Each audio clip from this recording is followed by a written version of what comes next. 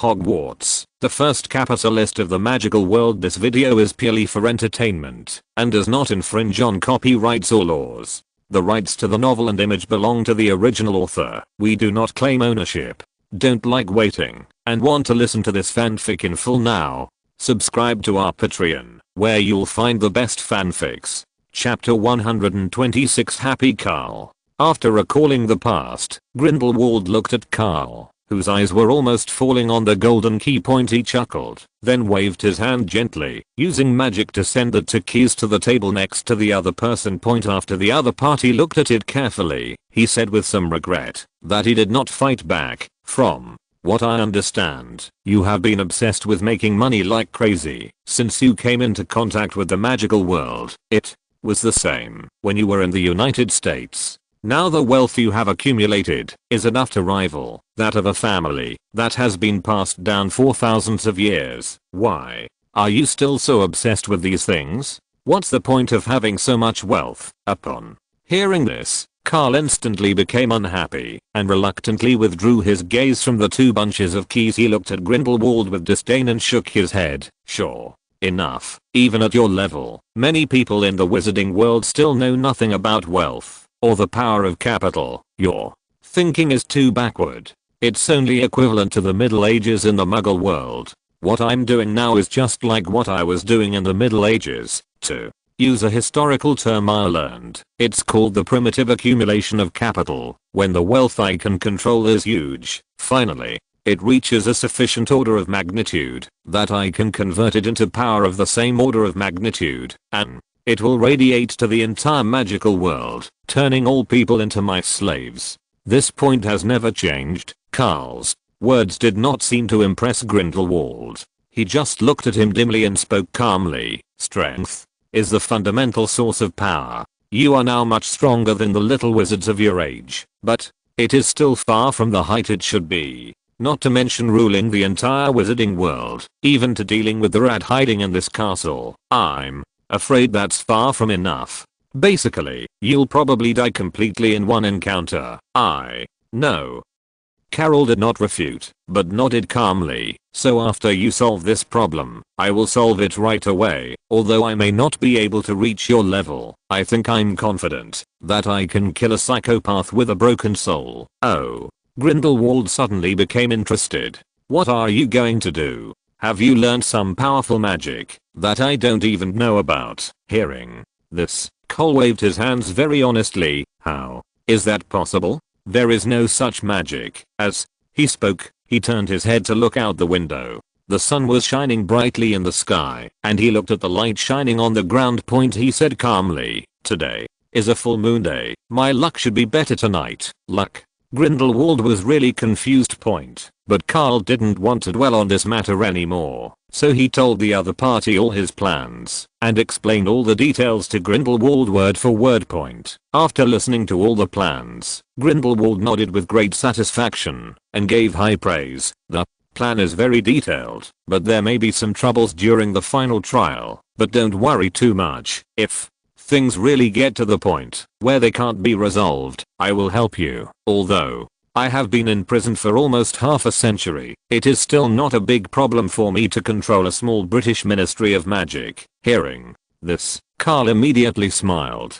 This was the right feeling. He finally began to believe that he must be a time traveler. I also started to have a backer, unlike that unreliable old man who only loved eating candy and was stingy. When asking him to help her do something, he is always hesitant and hesitant. At the same time, he had 1,000 regrets in his heart. The adoption agreement was indeed signed a little too early, and this handsome old man in front of him not 10,000 times stronger than an old bee. Thinking of this, he couldn't help but look at Grindelwald with some resentment inside. Why didn't you show up earlier? I wouldn't have to work with such an unreliable guy. Karl originally thought that the other party would join him in complaining about Dumbledore's unreliability. But he didn't expect Grindelwald to just smile and said nonchalantly, Al, you do worry too much. It's just a little naughty. It's still very likable. As soon as he finished speaking, Carol prepared to leave, because seeing the other person's beaming smile, he didn't want to hear the rest of the words. As a result, he couldn't eat tonight. so he quickly asked Grindelwald to remove the magical restraints on him. Then the two keys on the table disappeared without a trace, and he suddenly appeared at the door like a flash. He turned around and said with the door half open, "It would be superfluous for me to hear what you are going to say next.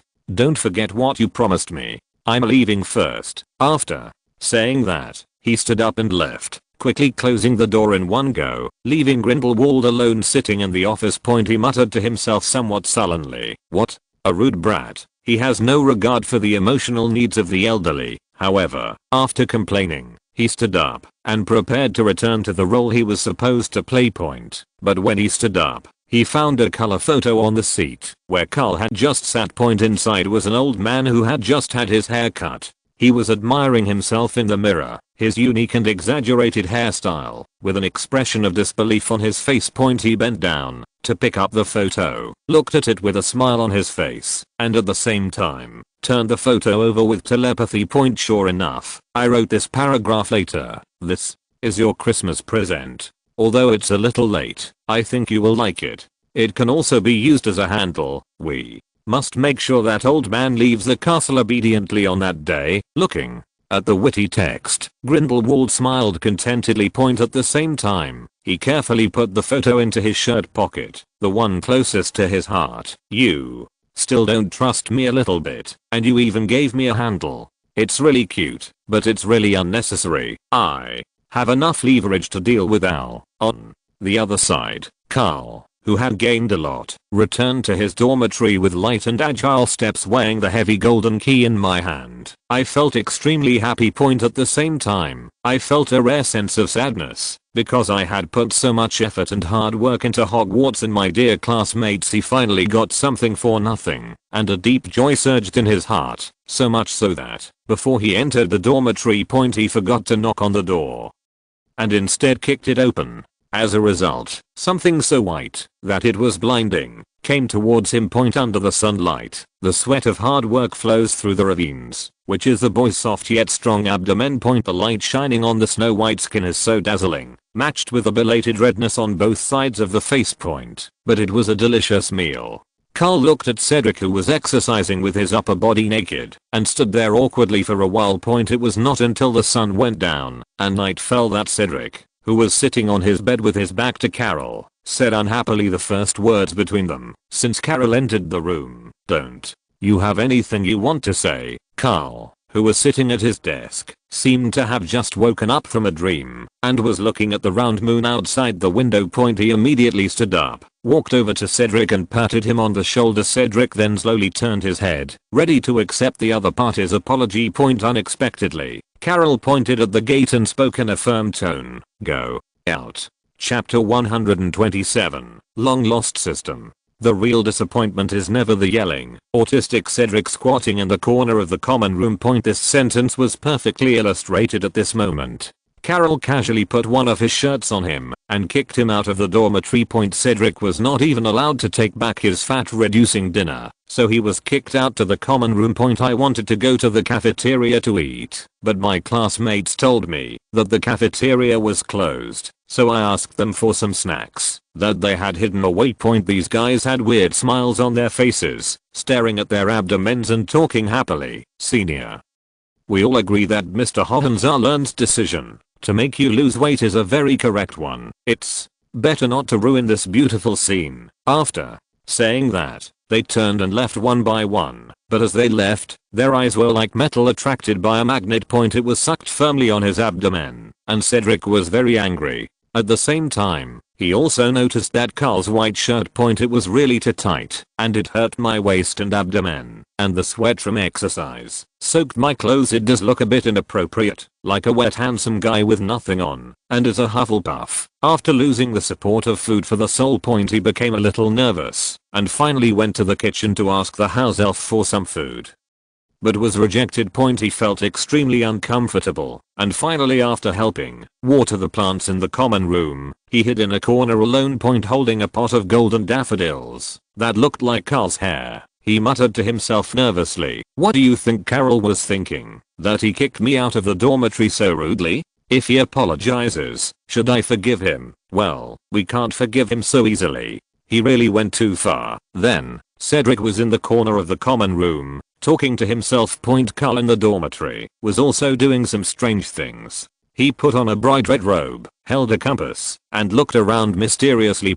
He looked at the moon and stars outside the window, constantly calculating something, and finally put a table in the southeast corner of the room. He sat in the back, solemnly placed a tape recorder right in front of himself, and then pressed the button on it. A powerful piece of music immediately sounded. Good luck, with the help of the mysterious power from the east. Cole was able to break free from the month-long mental blockade against the dog system. After all, this thing is really too noisy. Ever since his business has spread throughout the British wizarding world. According to the ratio agreed upon before, 1 gold galleon is exchanged for 1 point. This dog system is like an emotionless tape recorder. The mechanical noise of sad 10, sad 5, sad 6 is repeated day and night.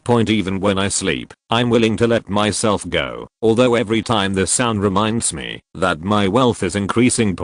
But what kind of person is Karl? He has no interest in money and he doesn't want to touch money. So after good communication failed to work, Karl took coercive action and used brain occlusion to cut off contact with the other party.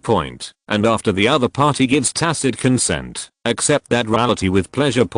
But now he needed the help of the dog system, so he first opened his character form. Host, Karl Hohenzollern. Magic power 3100, a little scum who doesn't want to make progress. Spell, Avada Kedavra, Demon Lord level. Usage level, the others are not worth mentioning. Defense against the dark arts, beginner. Why would you want to learn this kind of magic? Black magic, not learned yet. You have no ideals. Do you know what you are doing?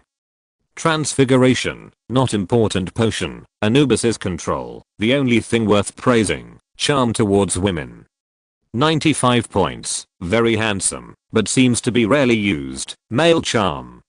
89 points, after all this time, you still can't make a man fall in love with you. You are a complete waste. God level abilities, memory palace, God level performance skills, God level arm mastery. Comprehensive evaluation. You have no intention of improving yourself, and you have not even violated the basic school rules. What have you been doing during this period? Bad evaluation, bad evaluation, bad evaluation.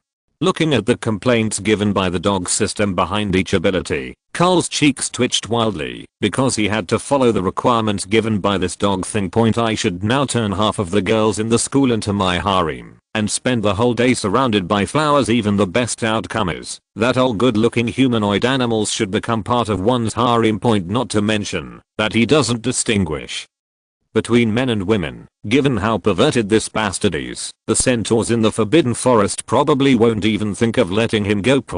When he thought of this, he felt a chill in his heart. This person is not a villain at all, he is simply a pervert.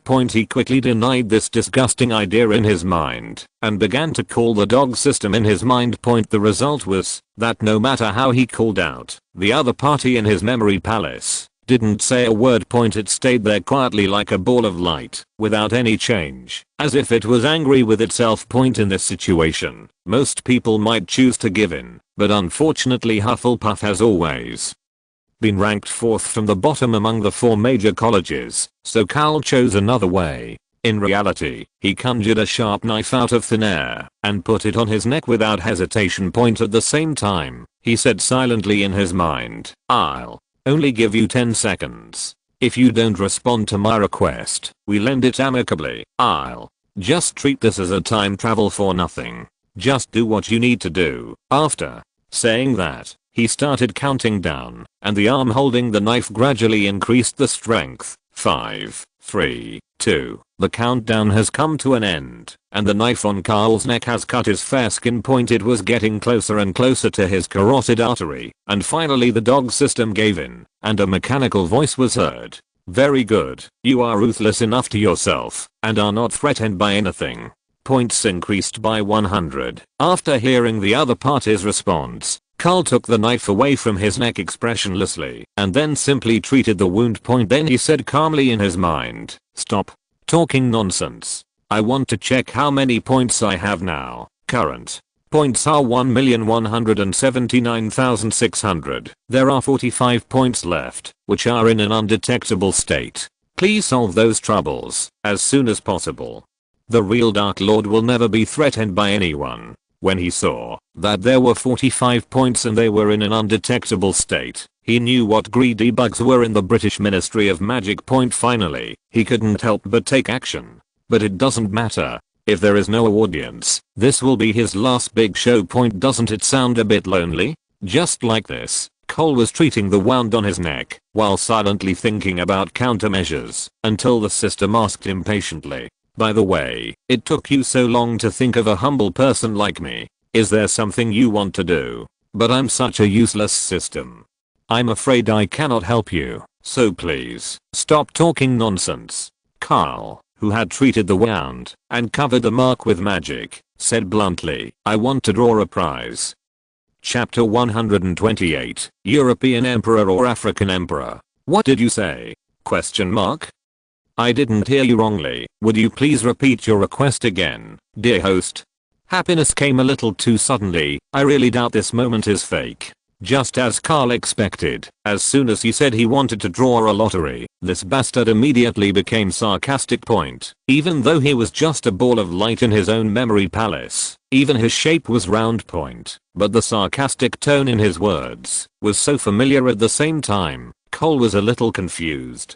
Was he some kind of tsundere magnet? Why is it that everyone around me who is even slightly closer to me, their personalities will gradually become more arrogant, they won't speak nicely, and will speak in a sarcastic tone? There is no need to say much about Professor Snape. The ancestral skill of Slytherin house is to spray venom, which is not just talk. Old B always appears reserved, deep and unfathomable in front of others, but once you ask him to do something, not only is he extremely stingy, he also likes to beat around the bush and act in a sarcastic way from time to time. Not to mention Grindelwald. It was just a real contact. That handsome old man wanted to write the words "I'm the most arrogant, and I'm the most handsome in the world" on his face. Even Hannah, who was the most innocent and lovely when she first entered school, is not innocent anymore. The way she looks at me while eating also reveals something strange. Finally, there is Cedric, who is a complete fool. He looks innocent on the outside, but is a complete black monster on the inside. And things are becoming more and more difficult to deal with. Thinking of this, Karl began to feel deeply disappointed with the people around him. These people have been with me for so long, but they haven't learned any good qualities. The ugly side of human nature is so vividly displayed. It's all their fault. Yes, it's all their fault. It definitely has nothing to do with me. After completing his inner spiritual construction, Karl said bluntly, "Shut your stinky mouth. You are just a tool to serve me. You have no right to comment on my requests." 100 points per draw. Every 100 draws, a god level reward will be triggered at least once. That's not bad, isn't it? Humph, that's the feeling. A true villain is never threatened by anyone. That's right, 100 points for each time. Absolutely fair and honest. Feel free to use your precious points to ravage me. Seeing that this bastard was about to trigger some vulgar attributes after his abnormal personality, Cole was too lazy to waste time talking to him. Now everything is ready. The BGM for the lottery is ready, and I have also put on a red robe that represents luck. At the same time, he had just used the ancient oriental mysterious power to calculate the luckiest position in this room in the past hour. There must be no problem. So Karl skillfully clicked on the lottery page in the memory palace. Looking at the big red lottery button in front of me, I still didn't dare to press it. After a minute of stalemate, the dog system couldn't help but complain again.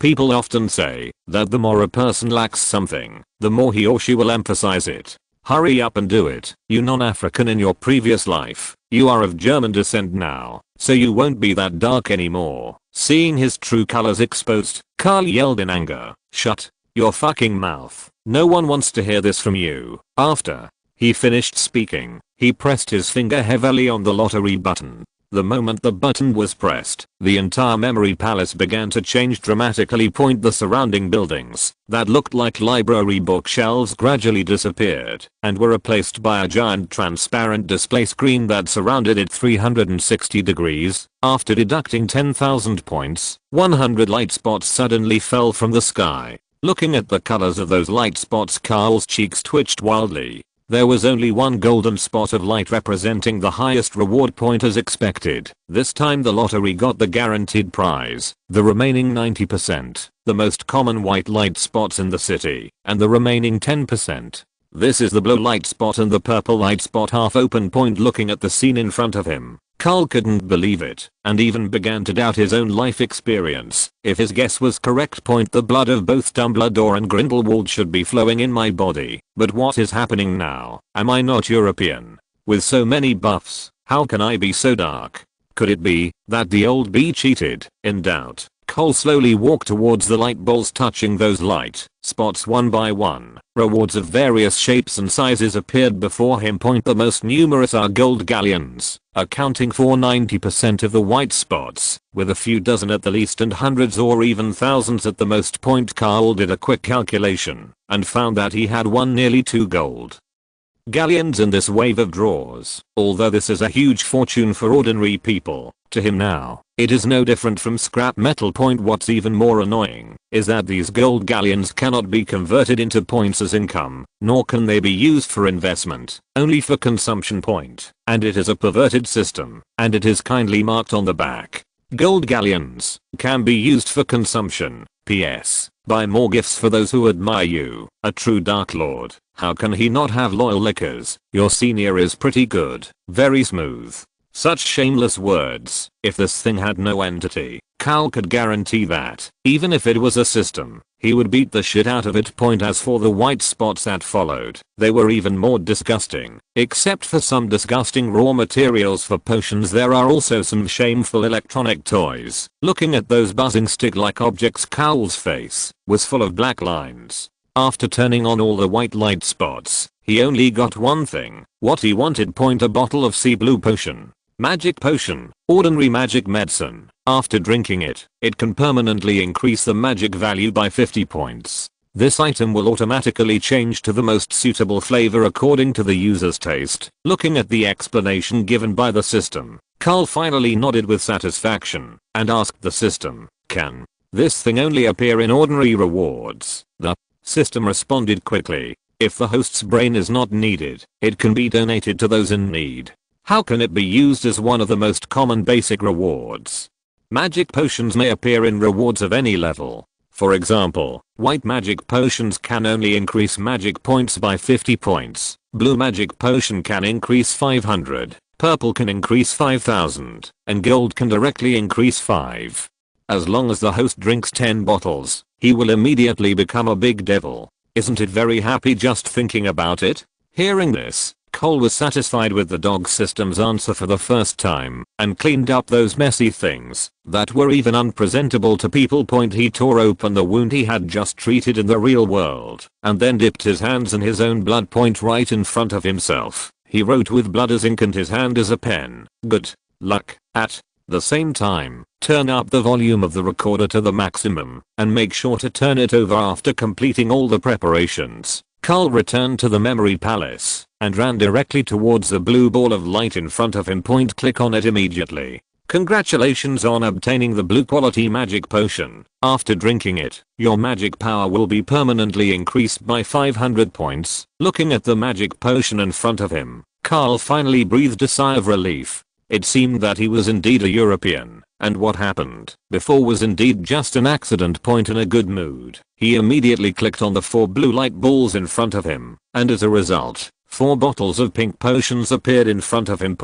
Just when he was still a little confused, the dog system immediately jumped out and said happily, "Congratulations to the host, you have obtained a blue quality charm potion. After drinking it, you can increase your charm by 10 points within a day. This applies to both men and women. If you're listening to this novel on a channel other than Fanfic World, it means they downloaded and uploaded it without effort. We cordially invite you to visit our channel. Mundo Fanfic Novelos. There you'll find the original version of this story and you can explore many other novels of various genres. We're waiting for you to immerse yourself in a world of incredible novels. Chapter 129. The guaranteed minimum is distorted. Looking at the small line of explanation, Karl resisted the urge to swear and walked silently to the ball of light point. He kept circling around it, his face full of confusion, looking at up and down point because he heard that when the dog system introduced the two potions, the magic potion used an extremely cold mechanical sound point. This charming potion full of vulgar thoughts is a rare one with a hint of excitement point. I don't know how many laps we walked.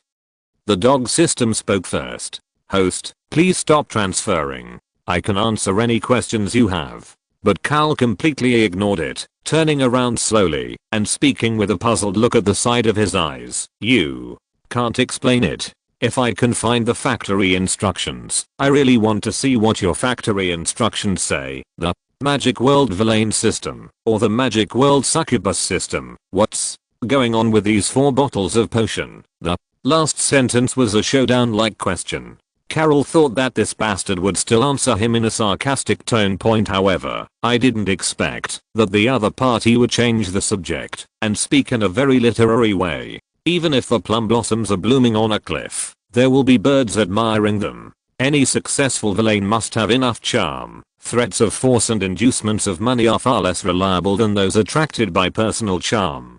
This system has always adhered to the concept of service first, serving the host wholeheartedly, and is determined to create the best villain. Besides, even someone as ugly as Voldemort still has a lot of loyal lickers. The host should reflect on himself. Why is my progress so slow? This really worries the system. People who didn't know might be moved by these words, but Karl didn't buy it at all. He looked at his charm towards women, which was as high as 95, and his charm towards men, which was about to break the critical point. He knew very well that if he believed this guy's lies and drank the potion out of curiosity, he would suffer. Then he can guarantee that he will never rest that day.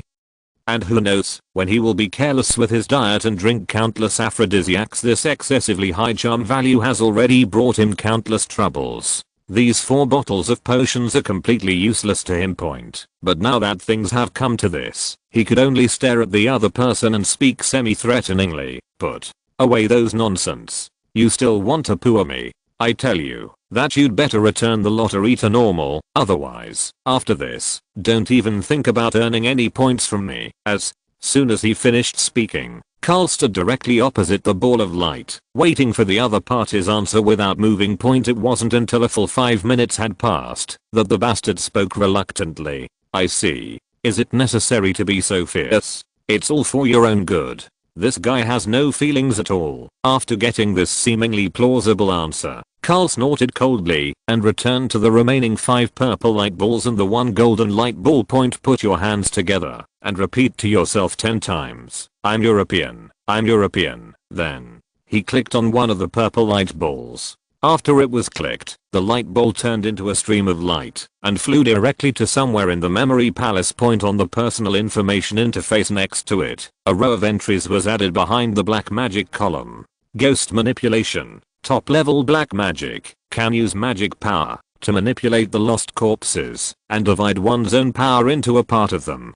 It can be used with the potion Anubis's control for better results. Looking at that line of text, Karl finally smiled with satisfaction. This way, he didn't have to work hard to think of ways to increase the strength of those dark wizards. Just give the other person a potion and then quietly send them to another world. The rest can be done by yourself, as long as you have enough magic power at the same time. Cole was also prepared to make persistent efforts and take advantage of this wave of good luck to get a few more things he wanted. He quickly clicked on the remaining 4 purple light balls, and the result was indeed good. 2 bottles of purple magic potions, a strange piece of parchment, and a pair of exquisite frameless glasses. Purple magic potion.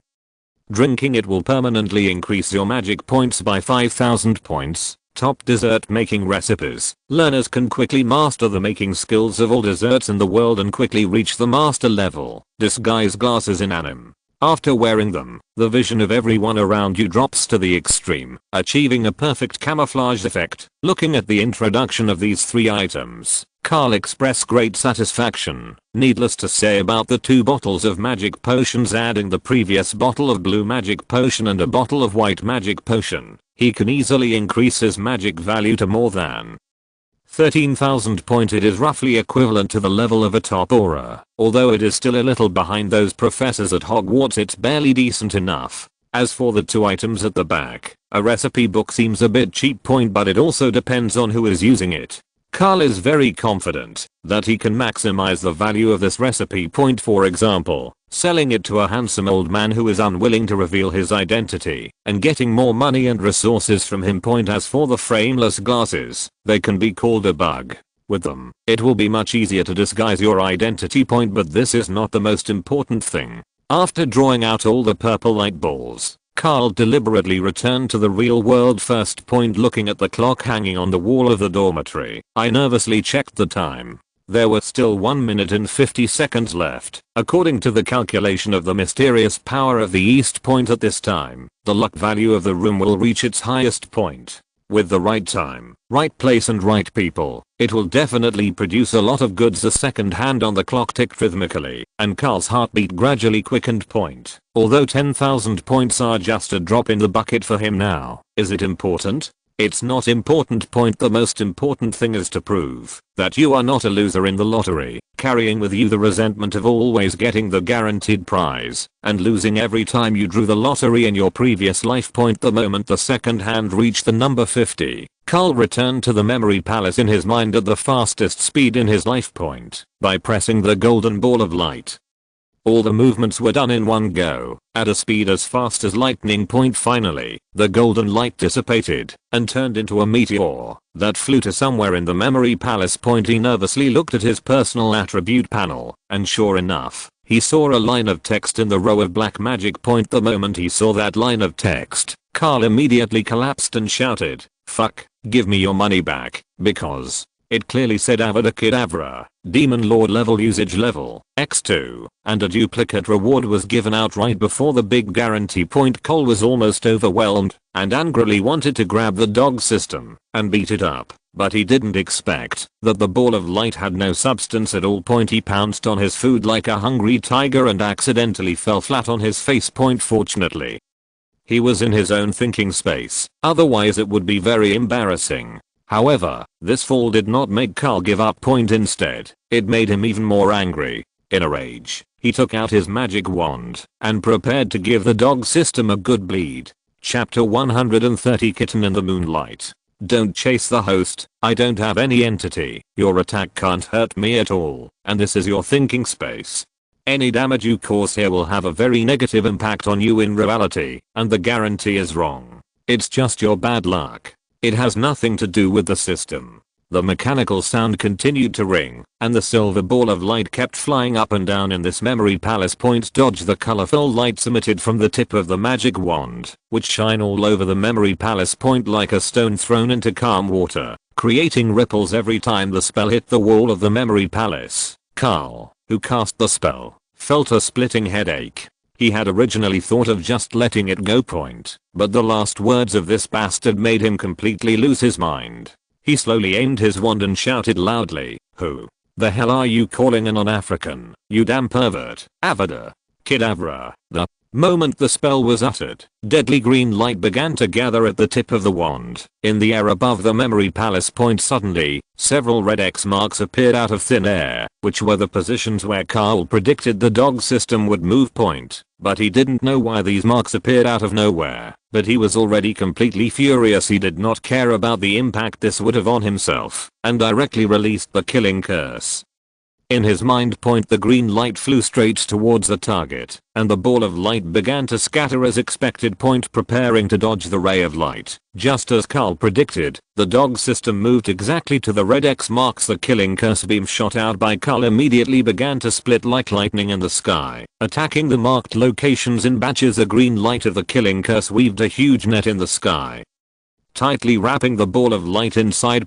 Like a giant green python, it tightly wraps around its nimble prey, and finally opens its bloody mouth to deliver a fatal blow. Seeing that the light was about to hit the damn ball of light, the dog system had no choice but to say submissively, "I'm really scared of you."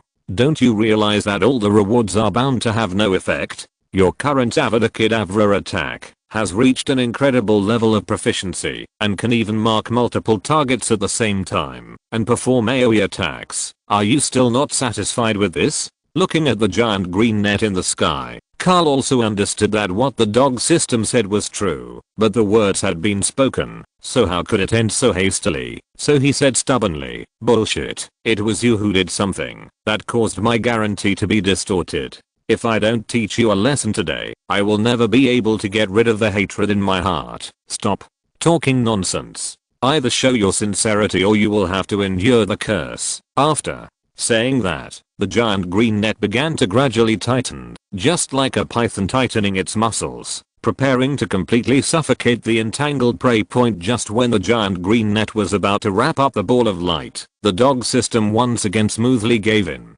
Of course there is no problem. This system has always been serving the host wholeheartedly and will definitely meet your requirements.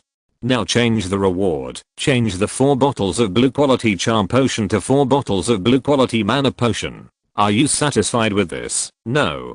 Karl refused firmly. The dog system also suddenly got angry and shouted, "Host, please don't be greedy. This is already the biggest compromise. I will never give in again."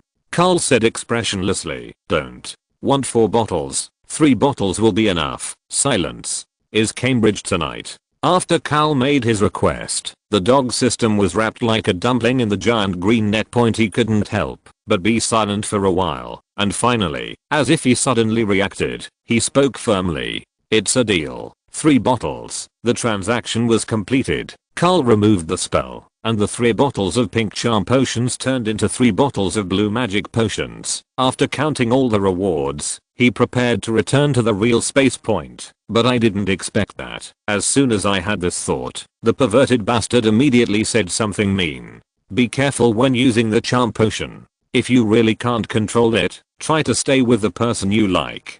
For example, this dormitory is pretty good. If you are curious one day, you can go with your senior to experience the charm of this potion. I will definitely." Karl knew what the other party was trying to say behind his back even with his toes, so he went straight back to the real world. Then I used brain occlusion to block out the damn noise. After the mean voice in his mind disappeared, Karl placed all the magic potions on the table. Looking at the blue liquid flowing inside through the glass, I was curious about what it tasted like. According to his usual cautious thinking, he should find a voluntary classmate to give him a small taste of the potion in order to prevent the dog system from setting a trap for him. But just as the other party warned, Karl released spells indiscriminately in the memory palace. At this time, the brain seems to have been affected to a certain extent. The head feels dizzy and the thinking speed has slowed down a lot. Finally curiosity overwhelmed everything. He slowly opened one of the bottles and said to himself to comfort himself, "I'll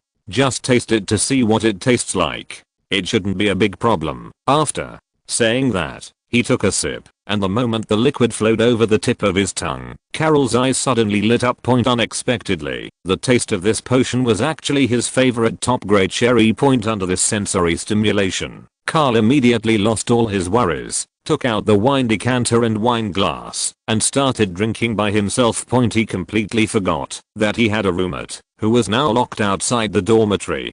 Cedric, who was lying on the sofa in the common room, sneezed, opened his eyes, and looked at the dim lights around him. He realized that it was already late at night, and he had been kicked out of the dormitory for more than 6 hours wearing only a thin shirt. He was shivering all over from the cold on this early summer night.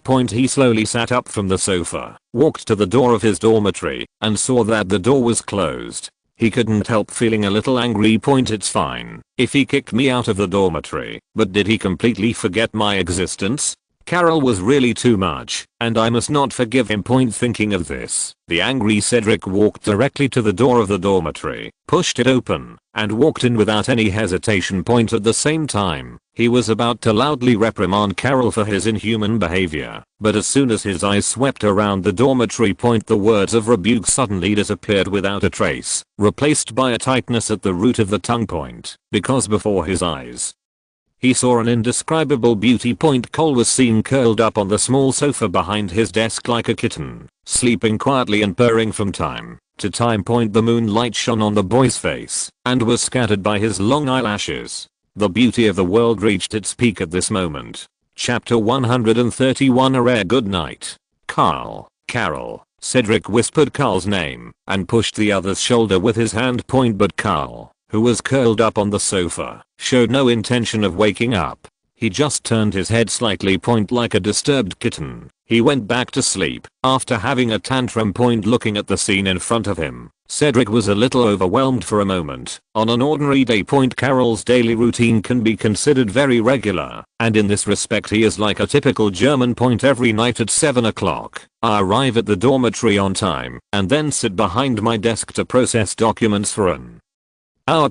88 158 45. He will get up at 6 o'clock tomorrow morning, and the time can even be accurate to the second. Just like the German Emperor William I, the accuracy of the schedule can even be used by Berlin citizens to calibrate their clocks. But now, looking at the lazy and gorgeous kitten in front of him, Cedric couldn't take his eyes away because of its cuteness, and because I had never encountered such a situation before.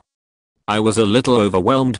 Just at this moment, a breeze blew into the room from the windowsill, bringing with it a faint scent of tulips, which made the temperature of the whole room drop a little. In the early summer on the Scottish Highlands, the breeze in the middle of the night still carries a hint of the chill of the lingering winter. Cedric tightened his collar, looked at Carl, who curled up tighter because of the cold, and smiled helplessly. I slowly squatted down and looked at that face quietly. The moonlight shone on the boy's face, and his trembling eyelashes looked particularly playful. Her delicate skin was covered with exquisite facial features, and the moonlight seemed to cast a layer of translucent light over her. Cedric had to admit that Carl, who occasionally became quiet, had lost his former powerful aura. Instead, she looked a little lazy and cute. He stretched out a finger and poked the other person's face. The touch is a bit like pudding, with a slight coolness. After playing enough, Cedric stood up with a smile and said in a serious tone, "Well, Mr. Hohenzollern, as your senior, I can't bear to see you catch a cold in the middle of the night because of this bad habit, but as your roommate, your previous dictatorial behavior has deeply hurt the relationship between us, so I have no intention of forgiving you yet. I'm helping you only out of responsibility. I hope to receive your sincere apology later." After saying that, he poked Carol's face again, and seeing that the other person's expression did not change, he nodded with satisfaction. "Since you don't say anything, I'll take it as your admission," Cedric said as he tried to pick up Carl. As a result, due to the opponent's non-cooperation, several attempts failed. The guy in front of him was much heavier than he had imagined. His body was also very strong, and he had never noticed before that this guy had such a bad sleeping posture. There would be a huge reaction to any slight disturbance, and on the third attempt, Cedric was punched in the chest by the opponent.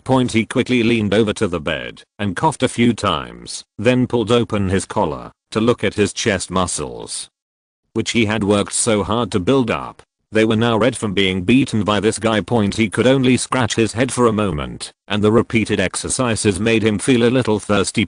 After all, he had been in the common room for nearly 6 hours without having any food or even a drop of water, so he kept scanning the dormitory, trying to find anything drinkable, and soon he found something. On the small table next to the sofa where Cole was sleeping, there were many glass bottles placed in a mess, which looked like wine bottles. He hurried over, picked up the empty bottle and smelled it, only to smell a fresh scent of strawberry and passion fruit. "It's not alcohol?" Cedric was a little confused. Then why did this guy sleep like this? After saying that, the guy started to clean the table as usual, and was at the end of cleaning up the garbage. I found a bottle full of pink liquid, and looked at the unopened bottle. Cedric was a little confused. What if it was something important? Wouldn't it be a bit rude to open it so carelessly? Just as he was struggling, Carl, who had been curled up on the sofa, suddenly stretched lazily. Then he turned over and continued to sleep quietly. Seeing this guy looking so comfortable, Cedric felt a little uneasy and ashamed in his heart. It disappeared in an instant. This guy owed me something. I couldn't sleep well in the middle of the night. I have to help him clean up so much mess. So drinking a bottle of his drink is nothing. With a completely moral closed loop, he opened the seal without hesitation, picked up the glass bottle, and took a sip. Yes, it was the same strawberry and passion fruit flavor, after making sure it was not poisonous, and tasted good. Cedric drank the entire bottle of pink liquid in one gulp without any hesitation. After drinking it, I didn't feel anything other than it was a bit too sweet. Just when he turned around, he suddenly saw Karl, who had been curled up on the sofa and sleeping. I don't know, when I walked behind him, this guy's eyes were hazy, as if he had not woken up yet. He looked at him with disheveled clothes, his nose moving slightly, as if he was smelling something. "Ah, you awake? If you are, go back to bed and sleep. You will catch a cold and get sick if you continue like this." Seeing Karl suddenly appear, Cedric, who was startled, quickly calmed down, pointed to the bed on the side, and asked in a low voice. Karl did not have any direct reaction. He slowly approached Cedric, as if he was sleepwalking. She slowly moved closer to the other person, then suddenly grabbed the other person's shoulders with both hands, and squinted at Cedric's face. Then he stretched his head over, and kept sniffing something on the other person's neck with his nose. "What? A nice smell. If something smells this good, it must be delicious." Karl was talking to himself, as if in a dream, with a weird smile on his face that made Cedric's whole body creep out. But this is not the most terrifying thing. After this guy talked to himself for a while, he suddenly opened his mouth and bit his own neck. Cedric quickly dodged to the side, avoiding the despicable attack, and then began to run around each other's beds with Karl. Cedric yelled as he ran, "Wake up, wake up, what do you want to do?" Karl, like a vampire smelling blood, kept following Cedric closely, stretching out his hands to try to grab him. While shouting in that hazy voice, "Don't go, wait a minute, I'll just take a bite, I'll just take a bite, it smells so good, it really smells so good." The two guys started doing a set of aerobic exercises in the dormitory late at night. However, as the number of laps he ran increased, Cedric, who had not eaten dinner and had already exercised before, became tired. His physical strength began to decline, and his speed gradually slowed down, but Karl behind him seemed to be determined to achieve his goal. After pursuing him relentlessly, Cedric was finally thrown onto his own bed by Cole with a thump. Karl held Cedric's arms with both hands, squinted at him under him, and said with a smile, "I told you not to run. I'll only take one bite." After saying that, he opened his mouth wide and bit Cedric, while Cedric was already tired and confused on the other side. He looked like he had resigned himself to his fate. He was so tired that he could hardly move, and he didn't even have the strength to struggle. But when he closed his eyes and prepared to face the imagined pain, he never felt it. He didn't know how long it was until he heard a slight snoring sound in his ear. Then he slowly opened his eyes and looked to the side.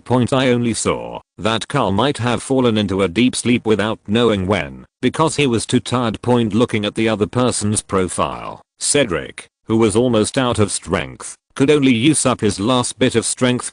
He covered the two of them with the quilt, then fell on his back, looked at Carol's profile and spoke softly, "Good night, you troublesome fellow." Chapter 132 Apology Cake. Birds were perched on the thick ivy vines, chirping and arguing about something, and the sunlight was shining through the glass on the windowsill. It lost some of its harshness and gained some more gentleness, quietly sprinkling on the red bricks of the windowsill. The breeze no longer had the chill of late winter, but brought with it the warmth of early summer. Blowing across the pot of lush tulips let the slight fragrance fill the entire dormitory.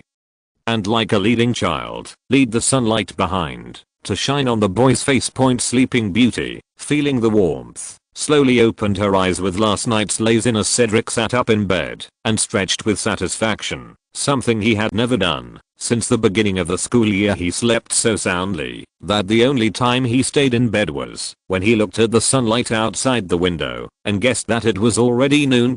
Karl, who was supposed to be sleeping next to him, was nowhere to be seen. The only trace of that guy's presence last night was the soreness in his right wrist. Cedric snorted coldly, to show his dissatisfaction with the guys leaving without saying goodbye, and then prepared to get up and wash up. But when I walked to the gate, I found that the door of the dormitory had been forcibly locked by magic. I can't get out now. I tried several times, but couldn't open the door. Cedric was stunned for a moment. What was going on? He kicked him out of the dormitory yesterday, and today he was not allowed to leave the dormitory. Karl is a bit too willful. He should at least leave some food for himself. Considering the situation from last night till now. I haven't eaten a single grain of rice, but now my stomach is playing a symphony, constantly protesting to me. Seeing that the situation was critical, Cedric was about to shout for help when he suddenly heard a burst of air behind him. He quickly turned around and saw a house elf wearing 4 cheap medals standing tremblingly behind him. He was holding a food tray in his hand. The house elf placed the tray on the table beside him, then walked carefully to Cedric. He bowed 100 degrees and spoke in an excited voice. Timo. Can't help the little wizard. Mr. Hohenzollern said that Mr. Diggory can't leave this dormitory today. You can't see any of your classmates. This is for your safety. There's nothing we can do about it, Timo.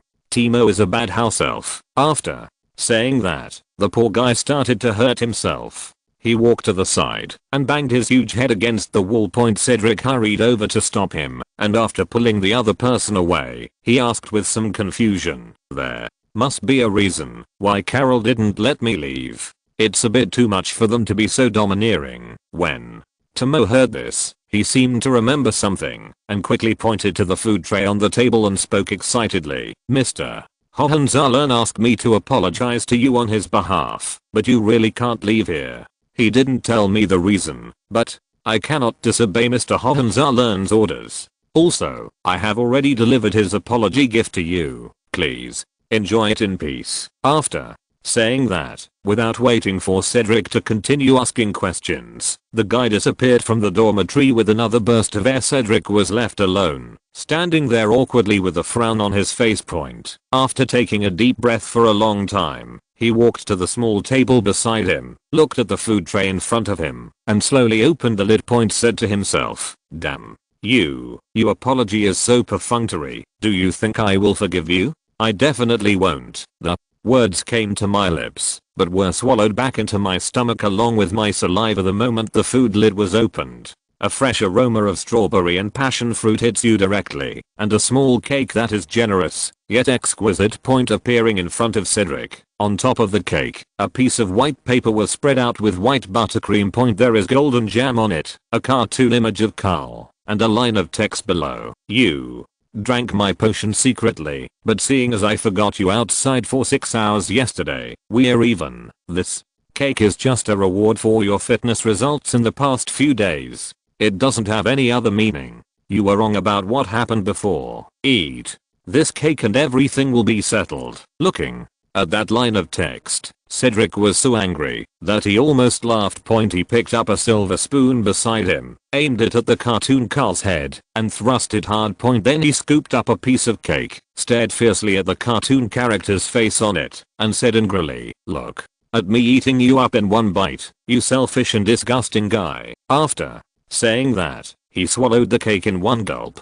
The sweet taste with the sourness of jam instantly swept over Cedric's whole body. The feeling of immense happiness and the temptation of delicious food are enough to eliminate all hatred and disputes for any Hufflepuff. There is a common saying in the British wizarding world that if you want to apologize to a Hufflepuff, you'd better prepare something that the other person likes to eat. If the other person eats your food and refuses to forgive you, there is only one possibility: he wants another portion. Obviously Karl understood this truth very well. At least from Cedric's eyes now, there was no longer any complaint. But after tasting it, Cedric was a little confused. The cake tasted so perfect. It was exactly the same as the potion I drank yesterday. How did this guy make it taste so similar? But the doubt did not last long, and Cedric, satisfied, wiped his rosy lips. He stretched lazily with satisfaction and looked at Karl's big bed. Today, this dormitory was all his own. He was going to enjoy Karl's soft mattress in the basement of the castle. Karl pulled out the head buried in the ice bucket with force. I took several deep breaths, but even so, when I turned my head to look at the mirror, Karl still found that his face was still very red. Damn it, it was all because of that damn system. Why did the potion have such a strong after effect? I just tasted it lightly and ended up in such an embarrassing situation. Just when he was in great distress, the door of the room was pushed open from the outside and a black figure strode in. What's wrong with you? It shouldn't be that hot now. Did you eat something strange? Why is your face so red, Professor? Snape looked at Karl in front of him and asked with some confusion. Karl then avoided some glances, coughed lightly a few times to hide his embarrassment, then returned to his usual demeanor and sat on a stool beside him with full energy. He asked, changing the subject, don't worry about the details. What happened to our number 2 male lead? How is his recovery? If he's not here, our big show won't be able to go on, Professor.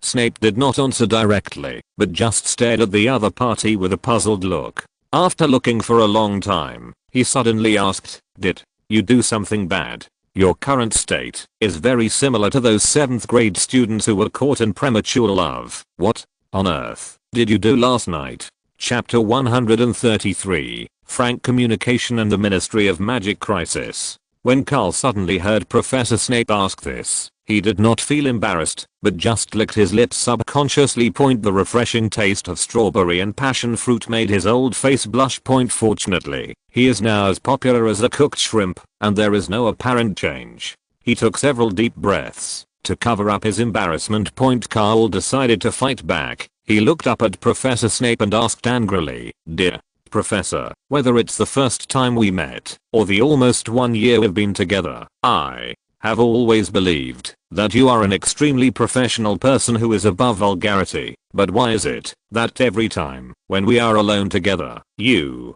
always ask embarrassing questions like this? You care so much about my private life. What good does it do you? No. Professor Snape answered decisively and slowly walked to the seat next to Karl and sat down. He turned to look at the other person and spoke in an unusually calm tone. It's because without these findings, you're a little too unhuman. Just talk. Why are you swearing? Karl's cheek twitched and he looked at Professor Snape with even more confusion. I'm not a human. Am I a monster? I can't judge that. Professor Snape remained calm under Karl's puzzled gaze.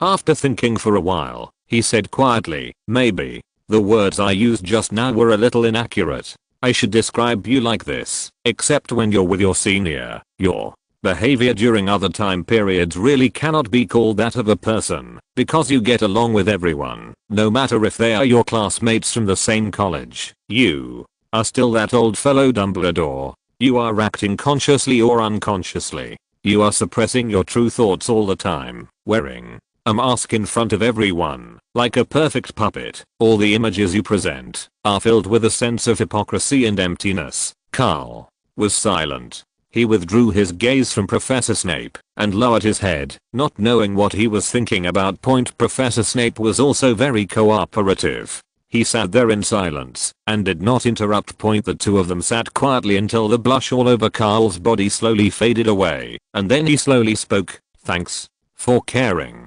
Professor. Snape nodded slightly in response and continued to wait, but Karl did not continue. After the two of them sat quietly for a while, Professor Snape, feeling a little embarrassed, slowly turned his head and looked at the other person puzzledly and asked, what's next? Is it really just a thank you? This is not in line with your character. Shouldn't you mock me right after thanking me? There's no need. Karl smiled slightly, looked up at Professor Snape, and said calmly, that was a sincere thank you just now. You are much more sensitive than some old guy who only knows how to eat candy. I'm glad to work with you, and that's true. If you're not used to that kind of sincerity, it's not that I can't make fun of you. For example, you are so sensitive to his inner thoughts. Why did I fail in my relationship back then? That's why I should not be too smart. If you are too smart, you may end up losing everything. Karl's ridicule was deadly. piercing directly into the most vulnerable part of Professor Snape's heart. This perfect machine seemed to have an overvoltage reaction, but Cole was also a good listener. He stood aside quietly, waiting for the other party's response. Professor Snape sat there calmly, his deep face showing no change of expression at all. But the tense muscles in his neck showed that he was not at peace inside. Carl looked at each other quietly, looking at this strong man in front of him, the first person he met when he entered the British Wizarding World. His first impression of Professor Snape was that he was a completely cold-blooded person, coupled with his memories of his past life. He had always regarded the man in front of him as a perfect machine and sculpture, but unfortunately this perfect work of art. There is a fatal crack, so he will try his best to torment the other party, regardless of the other party's greasy hairstyle. Poor taste in clothes, because he knows very well that if a person wants to break through the high wall in his heart. First of all, you must make changes to your inherent appearance as much as possible. Just like a monk has to shave his head when he becomes a monk, that seemingly boring process is like a sharp chisel. He knocked hard on the high wall in the man's heart again and again, and forcibly opened a small hole in the wall. Let the light that has been isolated outside the wall for a long time shine into the dark heart again. That's right, my idea is so great, and it is definitely not for the purpose of completing that damn task, or for those insignificant rewards. Thank you for your concern as well, but my persistence will never change. Professor Snape spoke softly, but his voice was a little hoarse. And it seemed that nothing had changed about what Karl had just said. Karl didn't care. Before, he might not allow himself to have a partner with such obvious loopholes, but now, after this short conversation, he didn't seem to care too much. After all, he was in bed now. Isn't it also a loophole of your own that you are sleeping in? So he changed the subject back on track and asked calmly, well, we should know when to stop when communicating from the bottom of our hearts. After all, we are pouring out our hearts to an old man. I always felt that it was a little out of my taste. Of course, I didn't mean to disparage your appearance. You are very handsome now, after making the changes. If you go for a full skincare treatment during the summer vacation, your appearance will probably be even better. Tell me, you ask me to come here. Is there any problem that you need me to solve? After the familiar sarcastic feeling returned, there was only a trace of gentleness left on Professor Snape's gloomy face. He immediately strangled it to death with his own hands, and replaced it with the same sour face as before. He took out a document from his pocket, and handed it over. This is a document I just received from the British Ministry of Magic. They will send an inspection team to Hogwarts tomorrow. Nominally, it's to investigate the education situation at Hogwarts, but I think you should know better than me what they actually want to do. Hearing this, Karl didn't even open the document, but just gently placed it on the table. He tapped his fingers lightly on the emblem of the British Ministry of Magic on the cover of the document and spoke calmly. Of course I know this. After all, it is the first savings bank in the wizarding world, and has been open for almost 3 months. According to the 7% profit share, the British Ministry of Magic only received 176 gold galleons, which is indeed a little less, but there is nothing I can do. I don't participate in the actual management. These are all calculated by the accountants. What can I do, Professor? Snape had a dark face and looked at the other person with squinted eyes. The last bit of emotion that was left in his heart was completely strangled by his own hands. This guy really hasn't changed. He changes when money is mentioned, even though I don't understand the internal situation. But we can use a simple mathematical model to derive the bank's daily customer flow and average business amount. A simple calculation shows that on average over the past 3 months, this bank's monthly income must have been at least 10 gold galleons. 30% of 70 is at least 21. But the Ministry of Magic only got less than 1% of what it deserved. It would be strange if they didn't get angry. However, considering that the two of them were in a cooperative relationship, he still spoke to persuade them. You seem to take it a little too lightly, so the British Ministry of Magic is indeed a bunch of rubbish during Voldemort's time. It has no effect at all. Although they have no ability to solve the crisis, they are good at making money by using the crisis as an excuse. Not only do they exist, but they are also very big. If you touch their cheese, they will not let you go easily. Chapter 134 Old Acquaintance. I thought that my reminder would make Karl feel a little less nervous, but I didn't expect that this guy would not listen at all. When it comes to money, Karl had an expression on his face that said, "What does it have to do with me?" And he looked at Professor Snape deliberately. "My dear Professor, what on earth do you mean by that? This matter has nothing to do with me at all. This is a dispute between the British Ministry of Magic and a certain bank.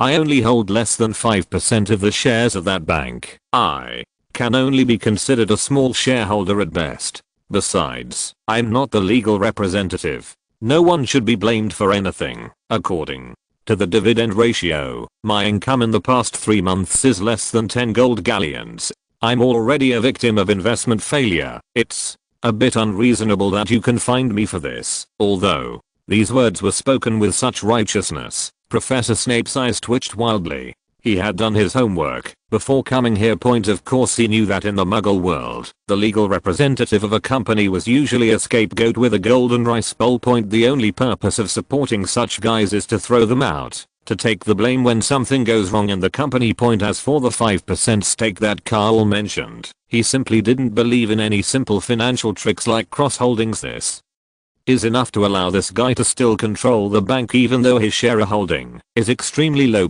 At the same time, it can also facilitate reasonable tax avoidance for the British magical community after the financial bills are improved in the future. To put it bluntly, these are just some tricks. There is no problem in fooling those financial idiots in the British Ministry of Magic. But in front of him now, these words were a bit too much, and there was absolutely no sincerity at all. If you don't want to understand the situation honestly, I can pretend that I haven't been here tonight. If nothing happens, then I'll leave first. I'll keep the words I talked to you about before in my heart. You don't have to worry, Professor. Snape, feeling unhappy, said something and prepared to leave. Carol quickly pulled the other person back and said with an apologetic smile, "I'm used to it. I'm used to it. Don't be so anxious, my dear Professor.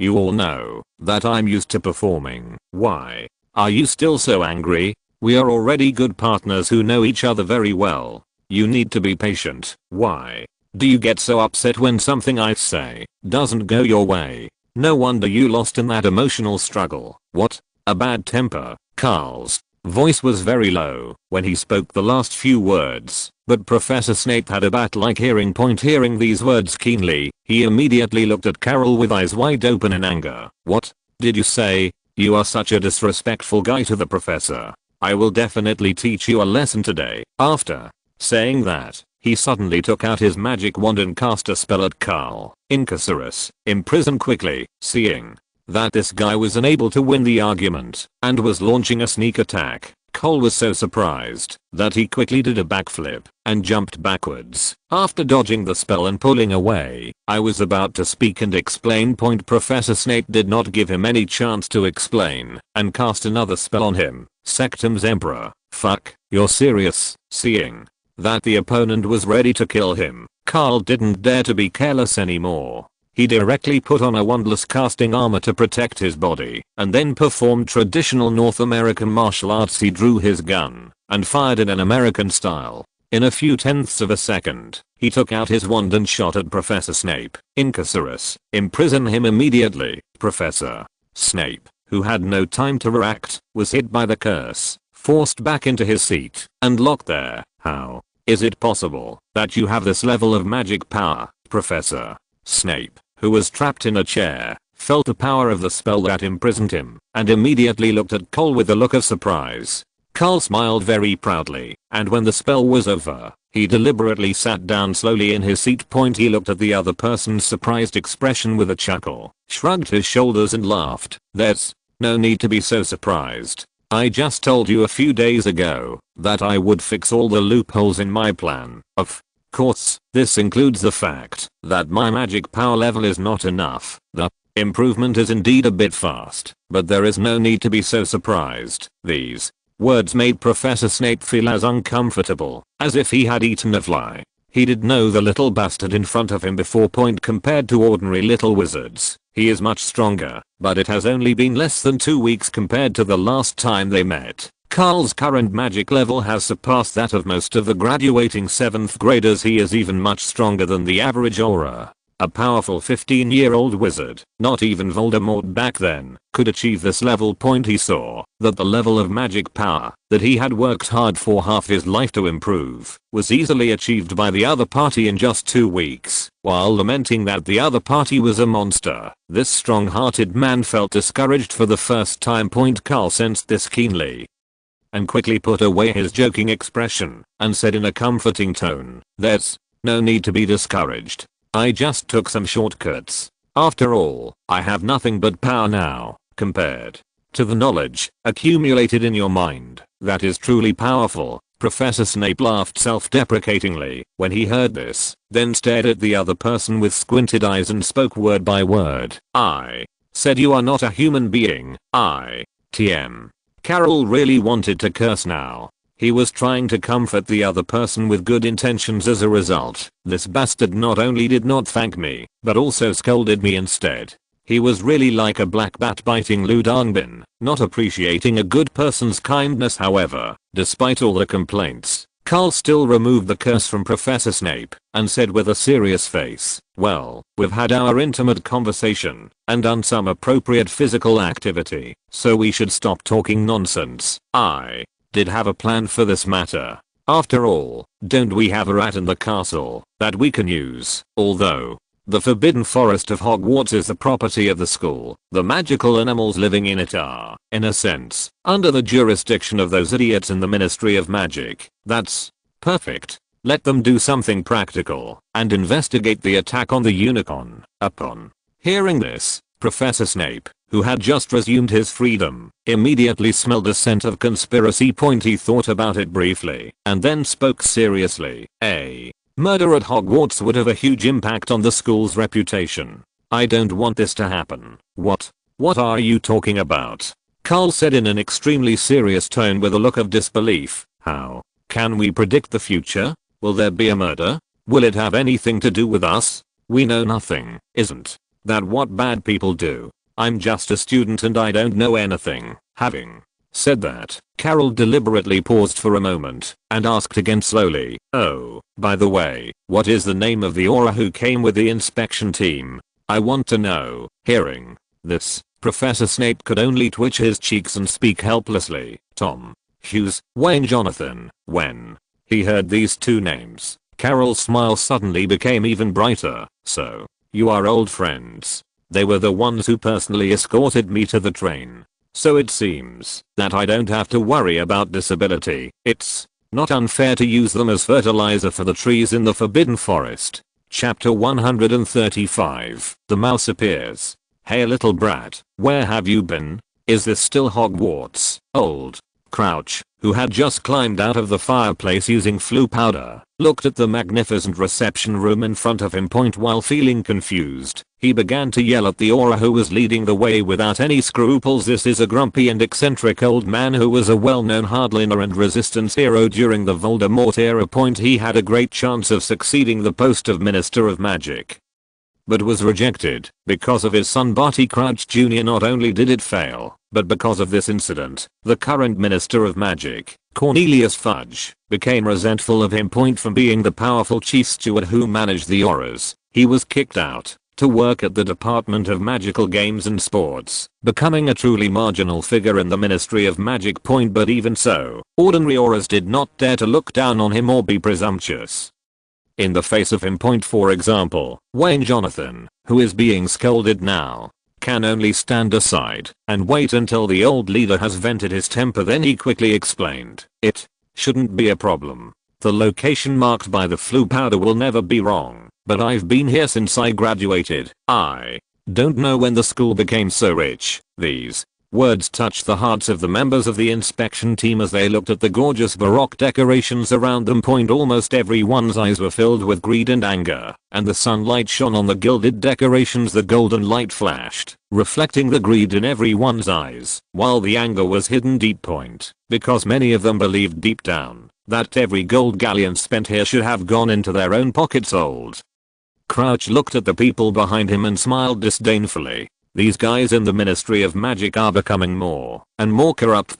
Although he had long been away from the center of power, he must have heard something about what had happened recently in the British wizarding world. The fat guy Cornelius Fudge was in such a hurry only because he was thinking about his own pocket. On the surface, the goal is to choose a mature, stable and experienced leader to handle the relationship with Hogwarts, but to put it bluntly, he just wanted to take the blame. After all, the influence of Hogwarts in the entire European wizarding world is not just talk. Moreover, they use the public power of the British Ministry of Magic to ask for grey income from an underage child.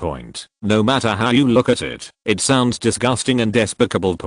But despite feeling disgusted, the old man could only sigh helplessly. After all, the other party had the leverage over him. Sometimes you have no choice but to bow your head.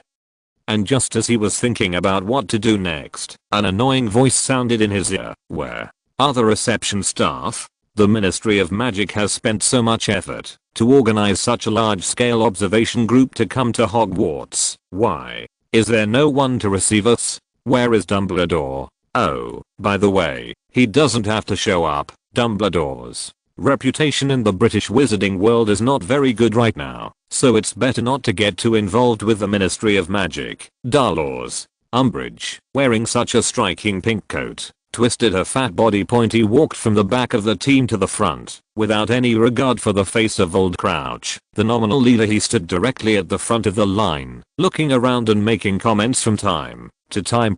Just like a croaking toad under the moon at night. However, this toad seemed to have many cockroaches and crickets to accompany it, including most of the members of the expedition team. After seeing the fat lady appear, they all walked up to her and held her stinky feet. Hogwarts is so extravagant that the renovation of this living room was not notified to the Ministry of Magic. Where did they get the money to spend such a huge amount? They must have some unclear interest transfer with the First Savings Bank of the magical world. This is a very serious issue and we must take it seriously and take photos of all the decorations to keep as evidence in the future. The toad croaked and the lackeys barked as well. That is, such obvious corruption is simply unacceptable. I'm saying that Hogwarts needs to be better managed. Mr. Cornelius Fudge is a little too kind. It means that you have no vision at all. It's a waste to spend money on such things. Everyone was talking at once, the greed in their words almost undisguised, and old Crouch, who was left at the back of the team, had already been left behind. Looking at this group of noisy trash in front of me, I can't help but shake my head, hoping that there are still some upright people around me. Tom Highway, one of the two auras in charge of the security of the inspection team, was also unhappy with the group of people in front of him. He said indignantly, "These guys are just a bunch of rats who only know how to steal rice. They have no sense of the real crisis at all. That guy named Karl Hohenzollern is the biggest threat to the entire British wizarding world. Everything he does now is, they are shaking the foundation of the British wizarding world. Now the entire British wizarding community is truly materialistic and morally corrupt. If we continue like this, we'll be in big trouble sooner or later. Keep your voice down. Your situation is bad enough already." Old Crouch warned with a squint. Tom seemed to have no intention of stopping at all. He looked at his old leader with resentment on his face. He said with great grief and indignation, "Now, even the group of dark wizards in Flop Alley have begun to obtain loans from that so-called bank in various ways. Where did the money in that bank come from? It's just the savings of ordinary wizards. Do you think those people have any credibility? The current prosperity of the British wizarding world is nothing more than a bubble blown up by soapy water, and the soon-to-open European magical world bond exchange is a hidden catalyst. They say, on the one hand, that Karl Hohenzollern and Dumbledore have serious financial problems. On the one hand, they were extremely hasty in approving the establishment of the exchange and even helped them obtain approval from the ministries of magic of other European countries. At the end, the aura named Tom's face turned red. After a moment of silence, he spoke without hesitation. In the final analysis, it's just an uneven distribution of the spoils. We are using the law enforcement power of the Ministry of Magic to help them get their stolen money back. It's Just disgusting to the extreme. Shut up. Old Crouch turned his head and stared at the other person, saying with a serious expression, "Don't ever say such things again. You are an upright child and one of the few upright people in the British Ministry of Magic. But if you want to change all this, you must maintain your position and power, not just because of one or two words, just like me being kicked into the sky. Do you understand? If you're listening to this novel on a channel other than Fanfic World, it means they downloaded and uploaded it without effort. We cordially invite you to visit our channel, Mundo Fanfic Novelos. There you'll find the original version of this story and you can explore many other novels of various genres. We're waiting for you to immerse yourself in a world of incredible novels. Chapter 136, Dealing with a Toad. Me. Tom wanted to say something, but when all the words came to his lips, they could only turn into a sigh. Point after all, no matter how clever the words are, they are always vulnerable in the face of reality. He certainly understood that everything Old Crouch said was true. The other party said this not to criticize himself, but even to protect himself. That's right. Sometimes you don't have to be so outspoken. We all work in the Ministry of Magic, so shouldn't we learn to blend in with the world? Jonathan, on the side, couldn't help but speak. He said this just to follow up what Old Crouch said, but he didn't expect that this sentence would make Tom angry again. He pushed the other person away and said with an unhappy look on his face, "I'm different from you. You like to be alone with the world. Then go by yourself. Why are you still staying with us? I'm doing this for your own good, isn't it?" Jonathan was also a little unhappy. "That's enough for you two." Seeing that the only two obedient subordinates were unhappy with each other because of these things, Old Crouch shouted loudly and pointed forward, "Shut up, everyone. Someone is coming from Hogwarts." Looking in the direction of the other person's finger, the door of the reception room was pushed open from the outside, revealing an incredibly handsome young man, accompanied by a cool and handsome middle-aged man. He slowly walked into the reception room.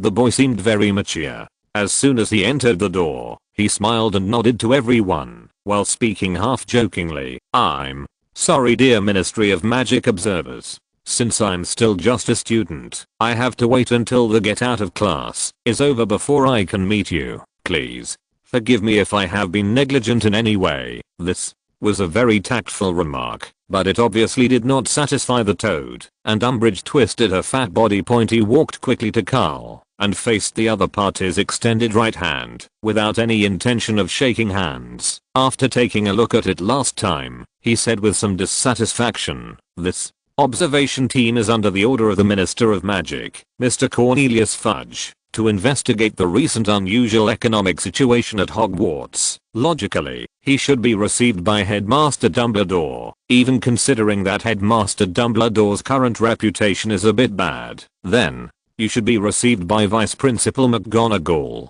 You are just a student and have no right to be here. Don't hit a smiling person." Carol looked at the disgusting woman in front of him, and his good mood of the day instantly fell to the bottom. I thought that after all, he was from the Ministry of Magic, and I didn't want to make the relationship too awkward, but in the end, I got a cold shoulder. Professor Snape, who was standing by, looked at Umbridge with a deadly look in his eyes, and thought to himself, "This woman is really brave. To dare to speak like this in front of such a vengeful master is like sticking chicken feathers on a telephone pole." A really big duster. However, he was just a supporting role today, so he didn't say anything, but sat quietly aside and waited to watch the show. However, he didn't expect that this toad, not satisfied with disgusting Karl, actually turned its gaze towards himself. Umbridge looked at Professor Snape with sidelong eyes and stared at him for a long time. But she really couldn't remember who the other person was.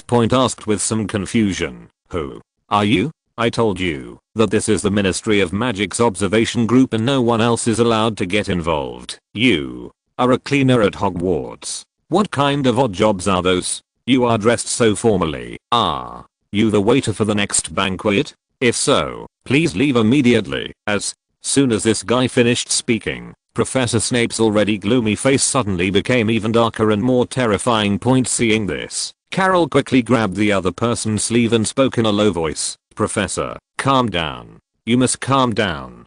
poisoning and killing someone in front of so many people will have a bad impact. After persuading him, Karl used his elbow to nudge Professor Snape in the waist. Professor Snape, with a dark face, took a deep breath and suppressed the thought of poisoning the other person on the spot. He spoke coldly, "I'm Severus Snape, head of Slytherin House, professor of potions and defense against the dark arts at Hogwarts. The man next to me, I'm sure many of you know him. His name is Karl Hohenzollern. It's the new governor of Hogwarts. Professor McGonagall has classes in the afternoon, and Headmaster Dumbledore doesn't want to see you, so, according to the reception standards, he may be the only one in the entire school who is qualified to meet you all." Impossible. Umbridge screamed immediately, feeling embarrassed in front of everyone. Looking at Professor Snape with a cold face and Cole with a smile on his face, he said bluntly, "The seats of the Hogwarts school directors have always been held by the patriarchs of the pureblood families, and if a new school director appears, shouldn't this be reported to the Ministry of Magic? What you are doing is not in compliance with the procedures. Everything you do must be done in accordance with the rules of the Ministry of Magic. F***ck. Karl looked at the disgusting guy in front of him and almost cursed. But considering his status as a top student at Hogwarts, he suppressed his anger with great willpower. He tried hard to force a smile, walked up to the other person and asked calmly, "Oh, by the way, I don't know who you are yet. Can you introduce yourself?" Umbridge, who had surrendered, immediately spoke in a haughty manner. "Dalors, Umbridge, head secretary to Mr. Cornelius Fudge. So, you're the minister's secretary." Karl pretended to be surprised in order to make the other person's vanity reach its peak. Then his expression immediately changed and he pointed at the wall and spoke bluntly. "Then, why are you talking to me? Get out of the way. According to the reception rules, I will only talk to the leader of this observation group." As he said this, Karl deliberately walked up to the other person and looked at his big face, which had turned red like a pig's head. Because of anger he said it word by word deliberately. "You are not qualified. Stand aside. How dare you?" The pink toad, whose defense was completely broken, was ready to throw a tantrum on the spot, but he didn't expect Professor Snape to be faster. I only saw that Professor Snape had taken out his wand at some point and waved it gently, and the toad that had been croaking just now disappeared. It's like someone cut off my vocal cords and I can't utter a single word. Seeing this scene, everyone present was speechless and the atmosphere in the living room suddenly became tense. Old Crouch, who had been hiding in the back watching the show, had to be accompanied by two auras. When he saw this scene, he slowly walked to the front of the group, shook hands gently with Karl and introduced himself. "Barty Crouch, the leader of this observation group, Karl Hohenzollern. Thank you for your kindness. It's our first meeting." Karl responded with a smile, and at the same time, handed 3 cards to Old Crouch and the 2 auras behind him without leaving a trace. However, he did not expect that an accident could happen in this scene, which was very common in the eyes of other members of the Ministry of Magic. Before Old Crouch, the leader, took the card, the aura named Tom beside him immediately snatched the 3 cards. Then he pointed at the 3 cards and said sternly, "How dare you bribe an official of the Ministry of Magic in public? Karl Hohenzollern, you are under arrest." Chapter 137, Ministry of Magic. "Oh, isn't this Mr. Tom?" Karl immediately raised his hands, made a look of surrender, and said sarcastically, "It's been a long time since we last met. I didn't expect that after almost a year, I was arrested by you again. It seems that the aura team of the British Ministry of Magic does have a few reliable elites." Looking at Karl's clumsy performance, Professor Snape's eyes twitched wildly, and he said with some dissatisfaction in his heart, "Who did you learn this from? He is my student after all. How could he have such a strange habit? I don't know who taught her to be so petty and vindictive." But no matter how he complained in his heart, Professor Snape still showed his professionalism. He looked at the aura expressionlessly and spoke, according to Chapter 3, Section 1, Clause 1 of the Anti-Corruption Regulations of the British Ministry of Magic, serving Ministry of Magic officials, you are not allowed to accept cash or magical items of equal value from other wizards in any way. These are just 3 membership cards. They can only be used in fixed places. They don't have any magical properties. It cannot be regarded as cash. This behavior is not bribery at all. Even if it is cash, the amount of bribes is also clearly stipulated. It must be more than 50 gold galleons at a time before a case can be filed. The total amount of these 3 cards will not exceed 45 gold galleons.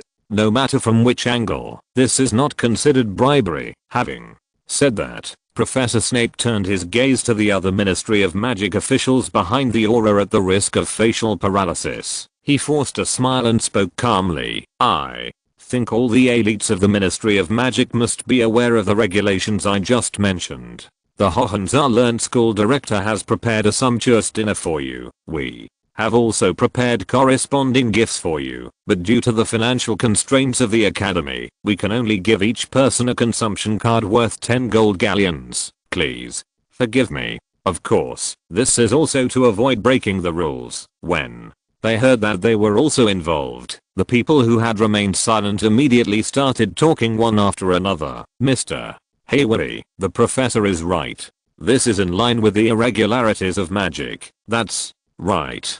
No matter what the rules say, a polite gift between people cannot be taken so seriously. Stop it now. We are only here to investigate, and we have not actually convicted anyone. This behavior is not conducive to the next step. Everyone was talking at once, and their words sounded high-sounding, but to the aura, the more he listened, the more disgusted he felt. Of course he knew that it was impossible to convict the guy in front of him. Based on the paper value of these cards, he had conducted secret investigations and found that officials from the Ministry of Magic who held this kind of card only needed to go to fixed places. To make purchases you can always participate in various lottery activities and win various prizes according to the size of your official position. The prizes seemed fine, but the problem was that after they got the prizes, they walked out of the venue. There will be people who will buy it back at a high price for various reasons. Even though the bronze crucible was originally worth only 1 gold galleon.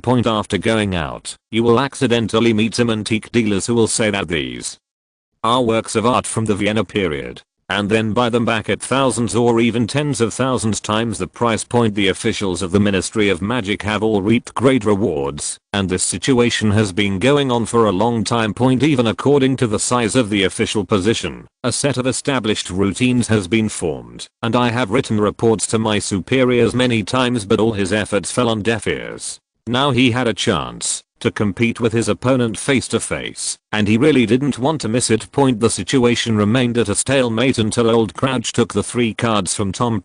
After leaving one for himself, he started distributing them on the spot. Jonathan, standing by, did not show any intention of refusing, but when he handed it to Tom, the young man's face turned red, and he roared angrily, "I don't want it.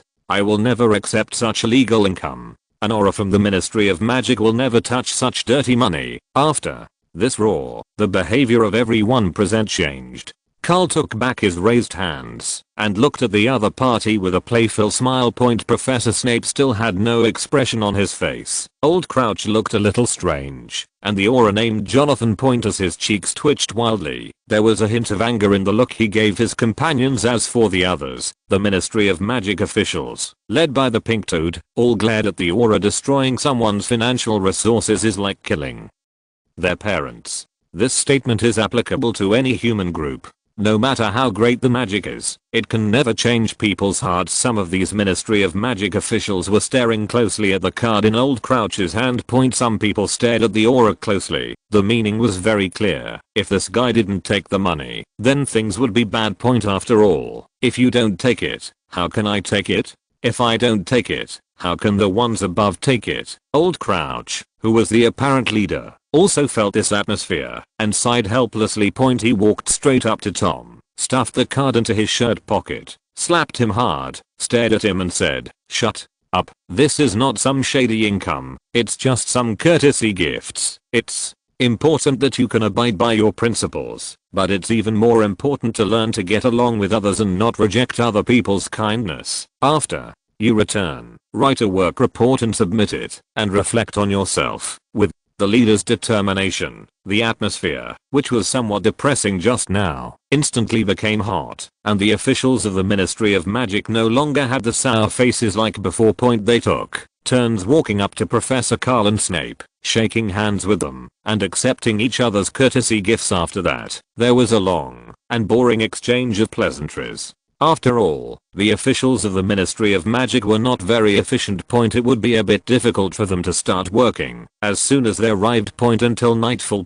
Carol snapped his fingers lightly in the center of the magnificent reception room. Immediately, a rectangular table appeared out of thin air, covered with luxurious purple velvet and hand-carved rosewood chairs, as well as sterling silver tableaux and gorgeous gold plates.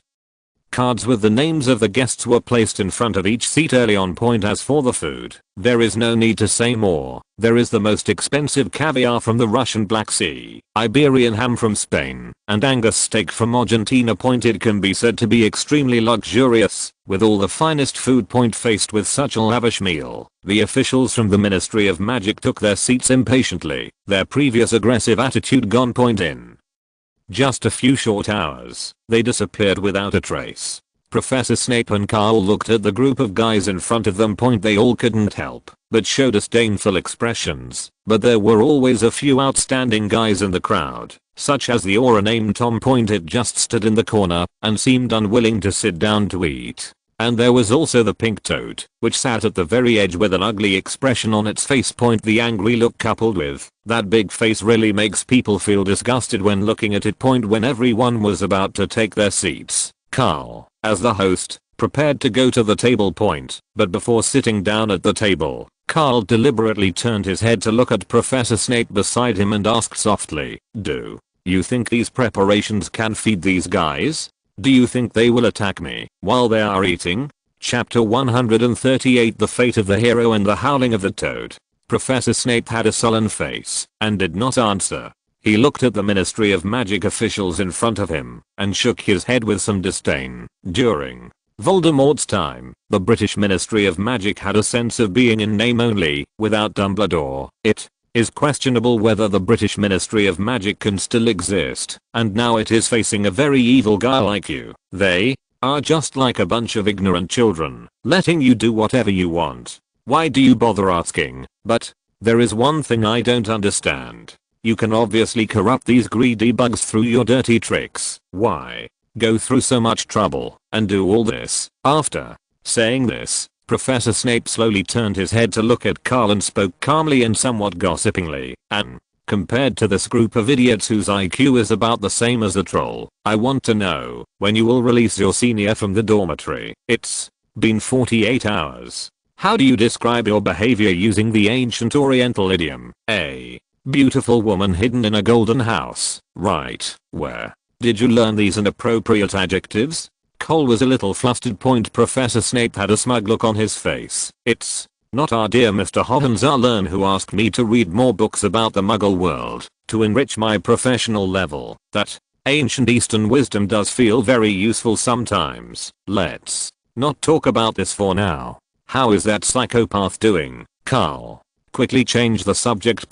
Professor Snape had no intention of getting involved. "There is no problem. He now trusts me completely. I have been giving him those potions as you requested. He will go to the Forbidden Forest tonight to hunt unicorns no matter what. I will take care of my affairs myself." But after answering, he slowly raised his head and glanced at the aura who was still standing in the corner and refused to take a seat. After hesitating for a moment, he asked calmly, "If possible, can you control the situation? Even if the aura of the Ministry of Magic is disabled, you can still achieve your desired goal. Death is irreversible." Hearing this, the playful expression on Karl's face slowly disappeared, and he looked calmly in the direction of the aura. He said in a calm tone, "If he had just accepted that gift, maybe I might have changed my mind, but he must die now." "Why?" Professor Snape's tone fluctuated a little. "You are not such a cruel and heartless person. Because of your past grudges and this little thing, you want to kill him. That's a bit too much." However, Karl looked at Professor Snape with an aggrieved expression. "Dear Professor, your words are really sad. Am I such a petty and vengeful person in your heart? After all, I'm your student. How could I not have learned your generosity? Whatever I do, I always act only for my own benefit. How can it be logical for me to do something so risky, just for the emotional value? I might as well tell you the reason. It's actually very simple. He is an upright man and a truly good person, so he has to die, because in this situation, I don't need a good person in the Ministry of Magic. Besides, for such an upright and brave aura, how can the Ministry of Magic, a cesspool, accommodate such a noble flower? Rather than letting him slowly rot and stink in the mire, it is better to give the hero the best ending. Isn't the hero's destiny to sacrifice himself heroically? At the end, Karl took one last look at the upright aura, and then took Professor Snape to their seats. But Professor Snape seemed unwilling to give up, or he didn't want anyone to die in Hogwarts, the only place in his life where he had good memories. So before taking his seat, he made a final request. What about the other one? He's not that upright. You have no reason to take his life. Karl had no intention of stopping. He slowly pulled out a chair, and as soon as he sat down, he used magic to secretly transmit his voice. So, a corrupt aura's death is not a pity. I have no burden for his death. I would rather let him die at the hands of Voldemort. Being called a hero is already a great reward. He will thank me for it. After saying these words, Karl immediately switched forms and returned to his graceful appearance. The officials from the Ministry of Magic toasted each other and spoke elegantly and respectfully in order to give everyone the best feeling. After 3 rounds of wine, 5 flavors of food. Soon, a luxurious meal that could be called a work of art was prepared by the house elves of Hogwarts over a whole day. The ground became a mess.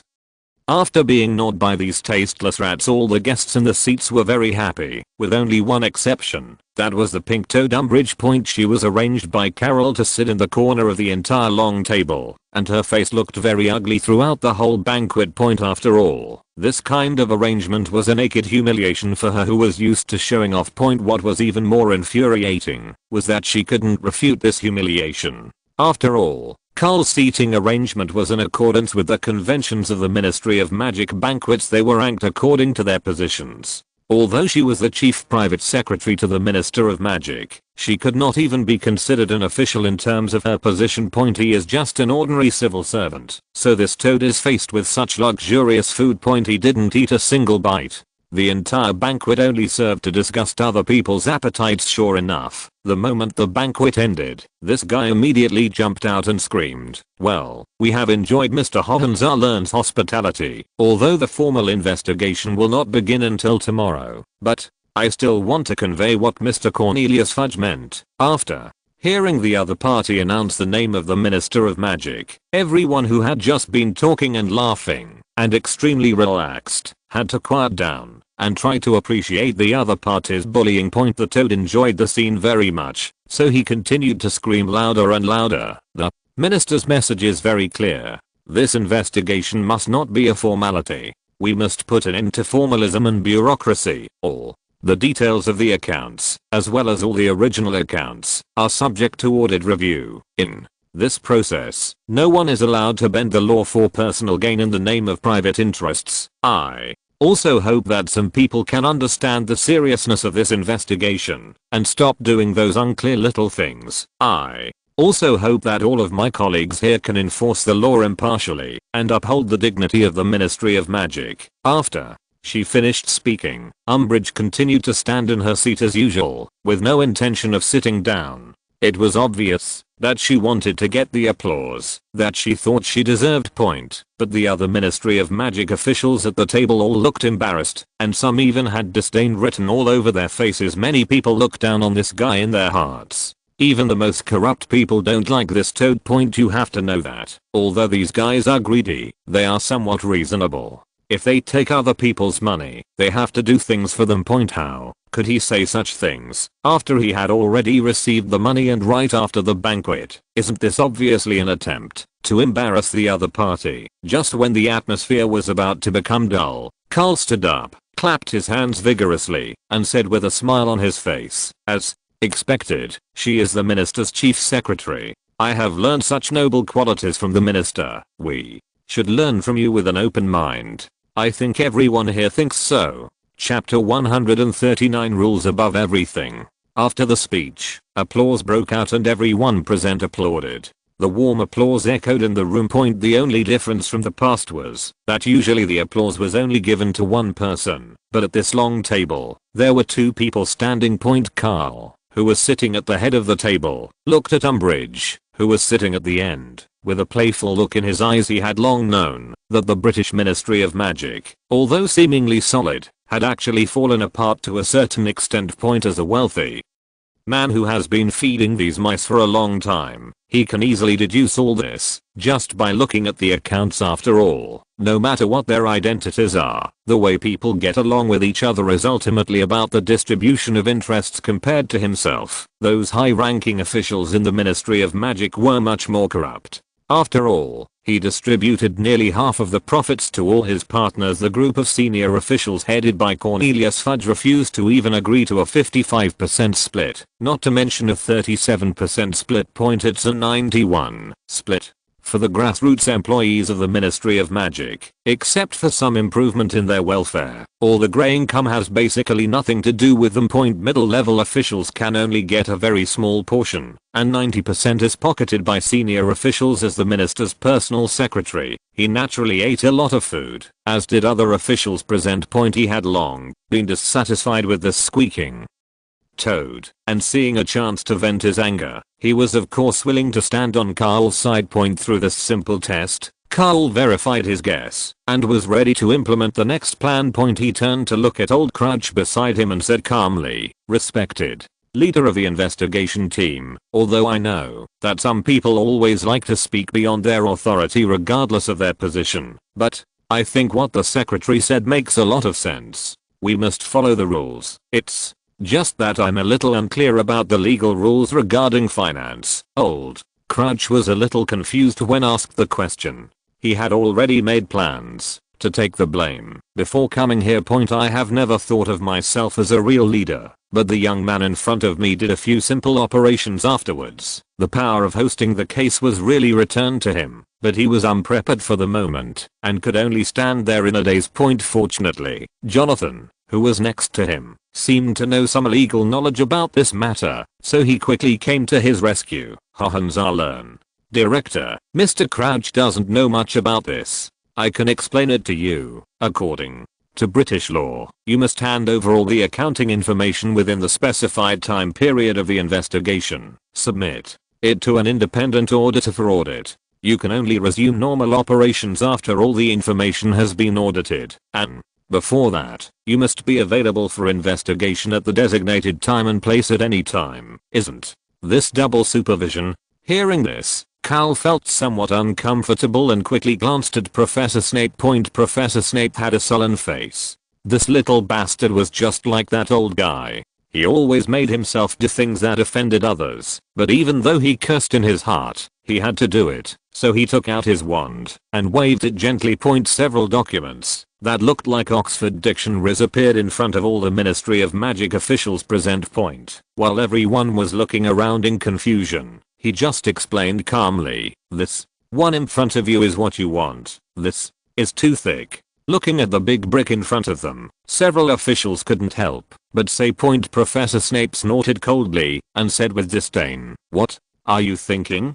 This is just a directory, and it's in alphabetical order, only up to K. There are several more catalogs like this one. As for all the account details, the real legal representative of the bank has already sent them to the British Ministry of Magic. I hope to get a satisfactory answer after the professional senior talents in your department have read and audited all of them." Having said this, it was basically a half showdown, and everyone present looked at the large book in front of them and began to whisper to each other. The aura named Jonathan just glanced through the catalogue in front of him. He immediately lowered his voice and spoke to old Crouch beside him. "It seems that they have been prepared for this. Mr. Malfoy has been contacting people in the ministry in recent days. We came here today to get an explanation. If we really investigate further, I'm afraid it will not be good for us. Besides, this matter itself has nothing to do with us. We will have no time to do it after we finish it.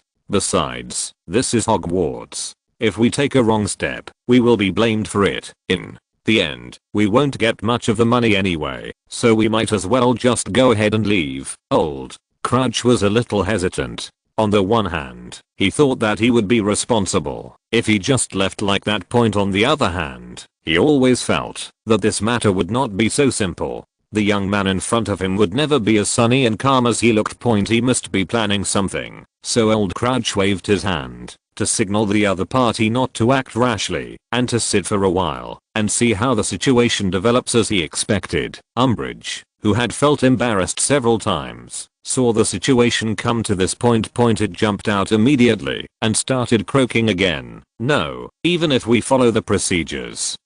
There is nothing wrong with what you said, but the investigation team has come to Hogwarts. It's not just for this matter. The recent academic performance of Hogwarts has made Mr. Cornelius Fudge very dissatisfied. In order to prevent future hidden dangers, I have decided to stay here for a week to rectify the academic style of Hogwarts. This was a complete lack of respect, and the other officials present looked at each other with disgusting and weird eyes. Some of the more senior people even spoke directly. Before we set off, it seems that the minister did not mention this matter at the meeting, and you were the first to set the tone. Before this investigation is required to fully comply with the procedural regulations. What you are doing is not in compliance with the rules. That's right. According to your position, you are just an ordinary employee. Hogwarts is under the management of the British Ministry of Magic. Don't forget that Headmaster Dumbledore is the chief wizard of the Wizengamot.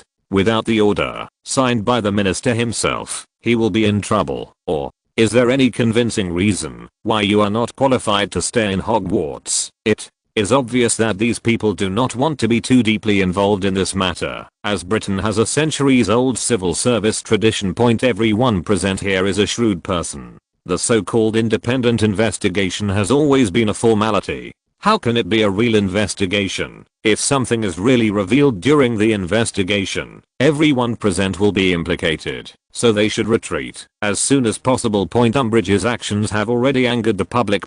Karl looked at these guys with disdain, but he also took this opportunity to teach the screaming toad in front of him a lesson. So he pretended to have just remembered something, looked at Umbridge, and asked in a deliberately sarcastic tone, "There are some things going on in Hogwarts recently, but I don't know if this respected lady can make the decision. After all, mobilizing auras requires an order from the Minister of Magic." Chapter 142 Boys Under the Moonlight. In the name of the Chief Private Secretary, I'm temporarily replacing Mr. Cornelius Fudge for everything that has happened recently at Hogwarts. Given the security protection and audit, you immediately tell the truth about everything that has happened in the school recently. Umbridge spoke with a droopy face, as if she had finally regained the face she had lost. He didn't notice at all that his colleagues from the Ministry of Magic were looking at him like a fool. Everyone here can use their toes to think and know that Karl has gone around in such a big circle and must have dug a trap to wait for the other party. This toad really didn't know its place and just jumped right in. The aura named Jonathan was so angry that his teeth were itching. He could have just taken the money and left after eating the meal. You can get benefits without offending anyone, so there is no need to say too much about working overtime. Otherwise something might really go wrong. Carol didn't intend to give the other party any more chances and spoke directly. Recently, there have been several unicorn attacks in the Forbidden Forest of Hogwarts. Someone is cruelly hunting these beautiful and pure creatures. Although there is no direct threat to my classmates, it is a shame to have a dangerous dark wizard roaming around Hogwarts. I think the British Ministry of Magic should also take some responsibility. As soon as these words were spoken, the Ministry of Magic officials present became more determined to leave. When they heard that there were dark wizards around Hogwarts one by one, they began to persuade Old Crouch, hoping that as the apparent leader, he would lead the team away quickly. Don't delve into it any further. Old Crouch also felt that this matter seemed a little unusual, but he was just about to smooth things over and lead the team away. Tom, who had not yet taken his seat, but was standing aside, spoke first. "No problem. It is the duty of the auras to protect the safety of the British wizarding community, even without anyone's orders. It is my duty to do so. This sentence put old Crouch in a very high position, and for a moment he didn't know how to start. Karl looked at the aura whose face was filled with the word justice and felt a slight admiration for him. And she thought the other person was really silly and cute, so she ignored him and continued to look at Umbridge, smiling. Dear Madam, I hope everything complies with the procedures, so could you please write down a literal proof? After he finished speaking, Professor Snape stood up and walked to Umbridge, handing her a non-mobilization order that had been written in accordance with the regulations. Some were even thoughtful enough to prepare a feather pen dipped in ink for the other person. Only at this time did the toad, which had been screaming all day, finally react and looked at the paper in front of it. I stood there in a daze for a while, not daring to start writing. Cole was ready to add the final fuel to the fire. He looked at old Crouch and said, since there is no order, then everything will be done according to the prescribed procedures. All elites of the Ministry of Magic, please leave Hogwarts for the time being. As for everything, once we return to the Ministry of Magic, someone will naturally contact you. Respected leader of the investigation team, I hope your wise leadership can give everyone a satisfactory answer. As he spoke, Karl stood up and stretched out his right hand, ready to shake hands with the other party, and old Crouch no longer had his previous concerns. He quickly stood up and prepared to leave after shaking hands, but he didn't expect the two to shake hands again. Umbridge's voice sounded again. Wait a minute. Since I have accepted the commission from Mr. Cornelius Fudge, I must not disappoint the minister's expectations. The British Ministry of Magic has officially intervened in the investigation of the attack on the unicorn in the Forbidden Forest of Hogwarts. Before the Dark Wizard is caught, I will never leave Hogwarts, and I take responsibility for everything I say. After saying that, Umbridge signed her name directly on the paper, and then held the paper arrogantly. He walked in front of Karl and deliberately placed it on the table between him and old Crouch. He said with an ugly smile, please deliver this order to Headmaster Dumbledore as soon as possible, and arrange accommodation for me and the two auras as soon as possible. Old Crouch looked at the paper in front of him with an extremely ugly expression. If this happened 11 years ago, he would directly let this toad see what aura's methods were, but now he could only stare at the other person and speak warningly. If anything happens to the two auras during this period, you will be fully responsible. Even Mr. Cornelius Fudge will not be able to protect you. After saying that, he turned around angrily and left with everyone. Karl didn't plan to say anything more to the toad. After putting away the order, he turned around and left. Only Professor Snape was left, feeling disgusted as he looked at the toad that was still threatening him with its fangs and claws. I could only be patient and stretched out a hand and said, please follow me. Hogwarts will entertain every guest who comes here, but I want to remind you, please remember the way to the bathroom. After all, we don't have that many waiters at this school. After dealing with the investigation team, Karl returned to his dormitory in the moonlight and stood at the door of the dormitory. He hesitated for a moment, not sure whether the effect of the potion Cedric drank had worn off. After all, I don't believe a word the dog system says now. If the effect does not disappear, I'm afraid something might happen when I go in. Although strawberries and passion fruits taste good, they can cause a lot of trouble after you eat them. So he slowly sat down along the gate, knocked on the door with his hand and spoke softly. Cedric, how do you feel now? Hey, isn't this Mr. Hohenzollern? On the other side of the door, Cedric also slowly sat down along the door. The two young men sat back to back, separated by a wooden board. Why did you lock me up in the dormitory? What on earth is that bottle of potion of yours? Don't worry about the details. Karl awkwardly changed the subject while recalling everything that happened today. I don't know why I said this in confusion. If you find out one day that I deliberately killed an innocent person, will you blame me? Cedric, who was on the other side of the door, heard this question, hesitated for a moment, and then spoke firmly. Any life is precious, and I can't forgive you on their behalf, just like what we saw in that land. I don't know how to evaluate your actions, but the fact that you asked this question means that you made that decision before making it. You once hesitated. This is proof that you belong to Hufflepuff House. You are not indifferent to any life. You just understand the cruelty of reality more deeply than I do. Perhaps because you have seen hell. I will package myself as a devil. No matter what time it is, I will always believe in you. Karl laughed. Compared to the fake smile that was like a mask before, his smile at this moment was so real.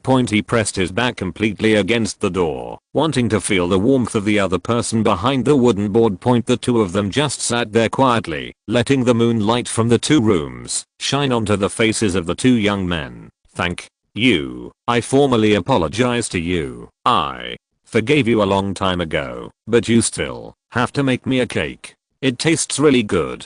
Chapter 141 Professor Snape. Loyalty is unspeakable. Master, do you have to act tonight? I heard that the two auras from the Ministry of Magic are now investigating the case of the unicorn being attacked. If they find out, we could be in big trouble. In the corner of the infirmary corridor, Professor Quirrell was talking to himself facing the wall. His body was becoming weaker and weaker, and after Voldemort sucked a large amount of his vitality away, he was already unable to hold on. In addition, he had lost his appetite for the past 3 months due to Karl's treatment, and his whole body had begun to decay. Professor Quirrell was now wrapped in white bandages all over his body to cover his fallen skin. And the stench of rotting muscles. Now the corner where he was had become a restricted area of Hogwarts. Almost no little wizards were willing to get close to this place. Even the most mischievous Weasley brothers, who passed out from the stench after a failed prank. I never came here again. Except among the student groups, a rumor began to spread that Professor Quirrell had urinated and defecated in bed because his sphincter was weakened by Karl's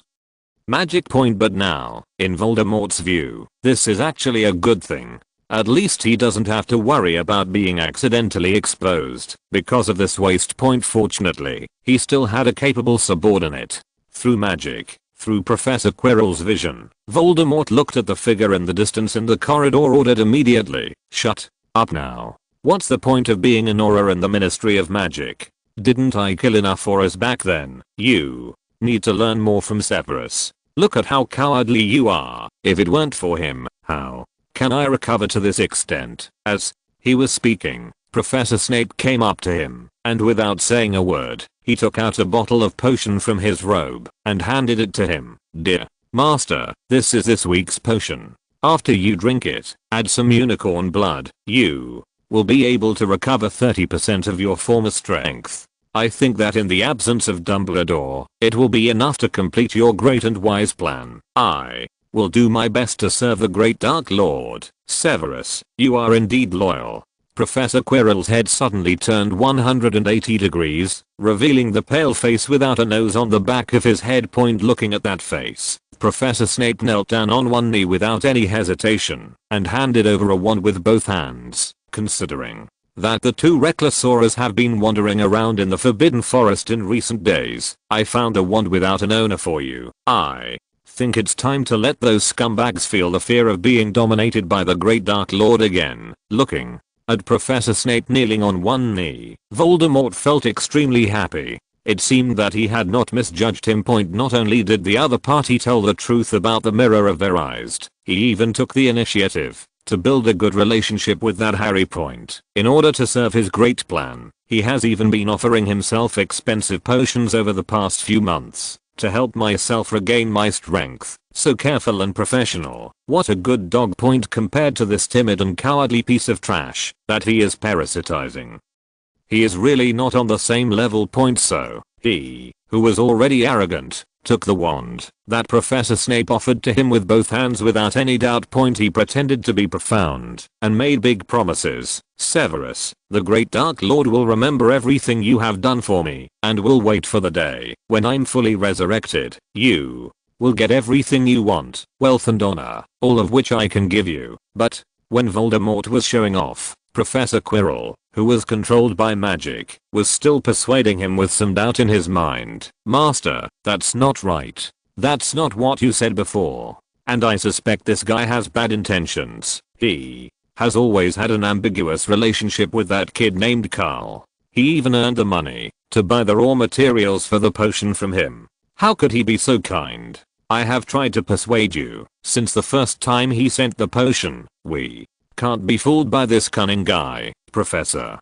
Quirrell's chattering voice in his mind made Voldemort feel extremely annoyed, and he said unhappily, "Shut up your mouth. Use the enemy's money to do our own things. Isn't that more capable? Like you, I paved the way for you, but you couldn't walk smoothly and let a little wizard mess it up. Shut up right now. I'm not in the mood to listen to you, Professor." Snape listened to everything Voldemort said, slowly stood up from the ground, and stared at Voldemort's face with his dark eyes, as if he wanted to use his sharp gaze to penetrate that face and reach the other person's mind. He spoke without any reservation, and without any politeness. "I never need to prove my loyalty with words. I will only show everything with actions, like now." As he spoke, Professor Snape took out a bottle of silver grey potion from his robe and placed it respectfully in front of Voldemort. Said calmly, "I had already guessed that this situation would happen, and I also knew that the master might be confused about this, so I specially brewed this potion. It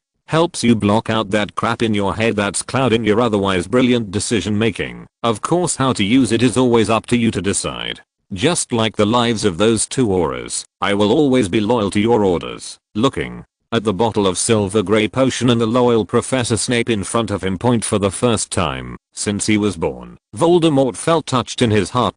He is so loyal that it is beyond words. Which leader would not like such a capable and caring subordinate? What's more, with the useless Professor Quirrell as a contrast, Voldemort's brain, which was already short of memory, had long lost the ability to think. He drank the 2 bottles of potion without hesitation, and after the voice in his mind disappeared, he immediately dragged his corrupt body away. Professor Snape stood in the corridor, looking at Voldemort's back and smiling disdainfully. On the other side, in the Forbidden Forest, Jonathan and Tom, each holding an oil lamp, kept searching for traces of the unicorn in the Forbidden Forest. Although there are many unicorns in the Forbidden Forest, the forest is too large. Although they found some unicorn furs, but they still couldn't find any trace of the unicorn, let alone any trace of the dark wizard. It was already midnight, and Jonathan, who had no idea how long he had been walking, felt a little discouraged and just found a tree stump to sit down. He looked at his companion with complaint and said dissatisfiedly, "Why are you in such a hurry? You can wait until tomorrow morning. This Forbidden Forest is the property of Hogwarts. With Dumbledore here, why do we need 2 of you?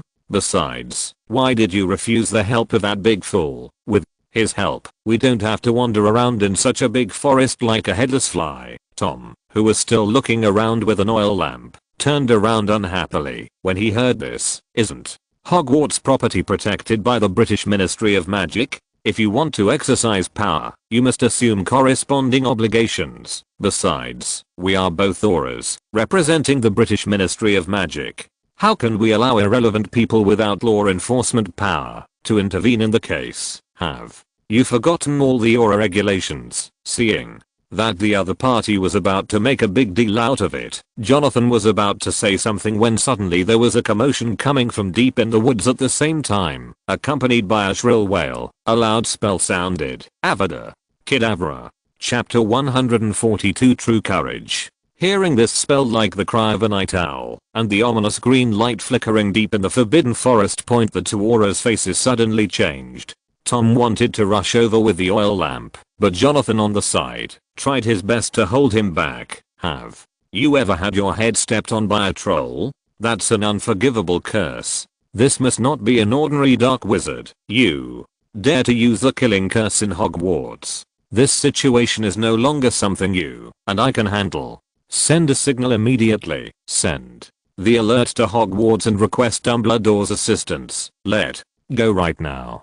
Tom struggled hard to break free from the other party's pull, roaring with a red face, "Your head has just been stepped on by a troll. If you send a signal now, how can you catch the Dark Wizard? Even if Dumbledore arrived in time, it would be a shame to let such a dangerous Dark Wizard who uses the killing curse roam around Hogwarts. Don't you know how great the danger is for the students of Hogwarts?" After saying that, Tom broke free from Jonathan's pull and ran towards the green light with the oil lamp in hand. Jonathan who was left behind, looked at the other person's back, gritted his teeth and hurriedly chased after him. Soon the two arrived at the scene, and the scene before them made them both stunned. It was a clearing in the Forbidden Woods with a stream running through it. On this open space, there were several unicorn corpses lying all over the place, with only one strong male unicorn still standing there.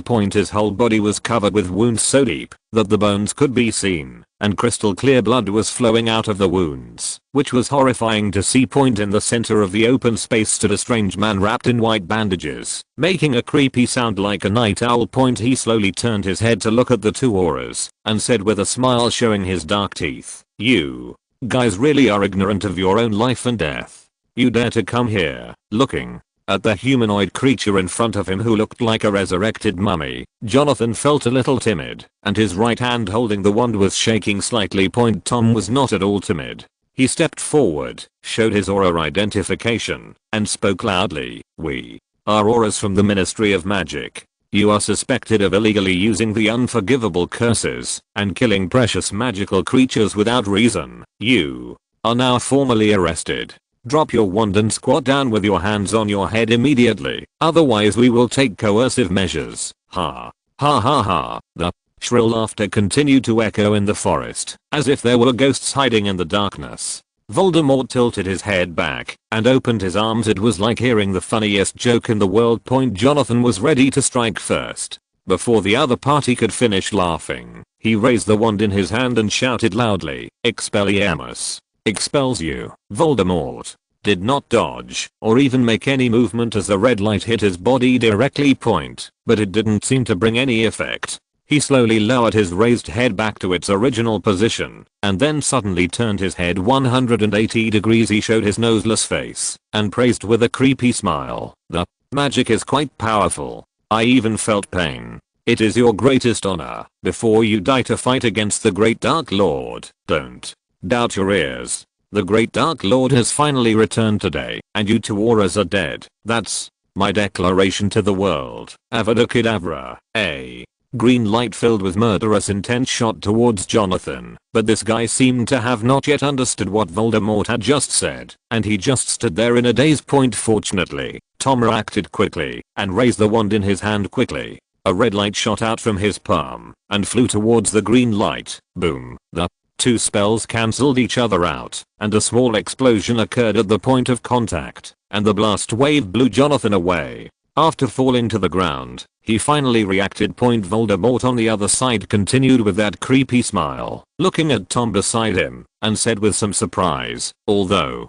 my strength has only recovered less than 30% due to this body, it can still resist my killing curse. Your level is indeed extraordinary. How come you are just a small aura with such a level? Don't bother with those rubbish in the Ministry of Magic anymore.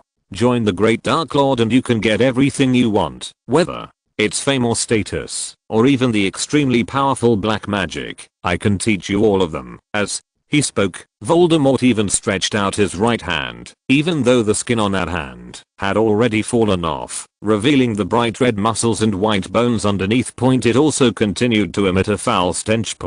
While Tom felt disgusted, he also responded to Voldemort's temptation with his own actions. Colloportus, imprison him. Expelliarmus, expels you. Stupefy, fainted. 3 spells flew towards Voldemort's face almost at the same time, and he looked at the 3 rays of light coming straight towards him. Voldemort put away the smile on his face and gently raised the wand in his hand. Crucio. A blood red light flew out like a sharp arrow, directly shattering the 3 spells and hitting Tom, who was casting the spell. The piercing pain immediately spread throughout the aura's body, but a strong sense of responsibility supported his body. He refused to kneel down because of the pain. Voldemort just glanced at him, then turned his gaze to Jonathan, who was still in a daze, pointed his wand at him and spoke softly. "What about you? What do you think?" Looking at Voldemort's noseless face, Jonathan tried to raise his wand several times, but his right hand felt as if the bones had been pulled out. He couldn't lift it up, no matter what he did. Looking at his friend who was sweating profusely because of the pain, he seemed to have given up. He knelt on his knees, slowly moved to Voldemort's feet, lowered his head and spoke humbly. "Great Dark Lord, please accept my loyalty. I will be loyal to you. Please let both of us go. It seems that you are quite sensible about the current situation. If that's the case, then I will." Voldemort looked at the aura kneeling on the ground in front of him and was just about to show off as usual. However, he didn't expect that the boy would suddenly take out his wand, point it at his head and shout while he was talking, "Defindo is falling apart." A violent explosion was heard, accompanied by bloody smoke.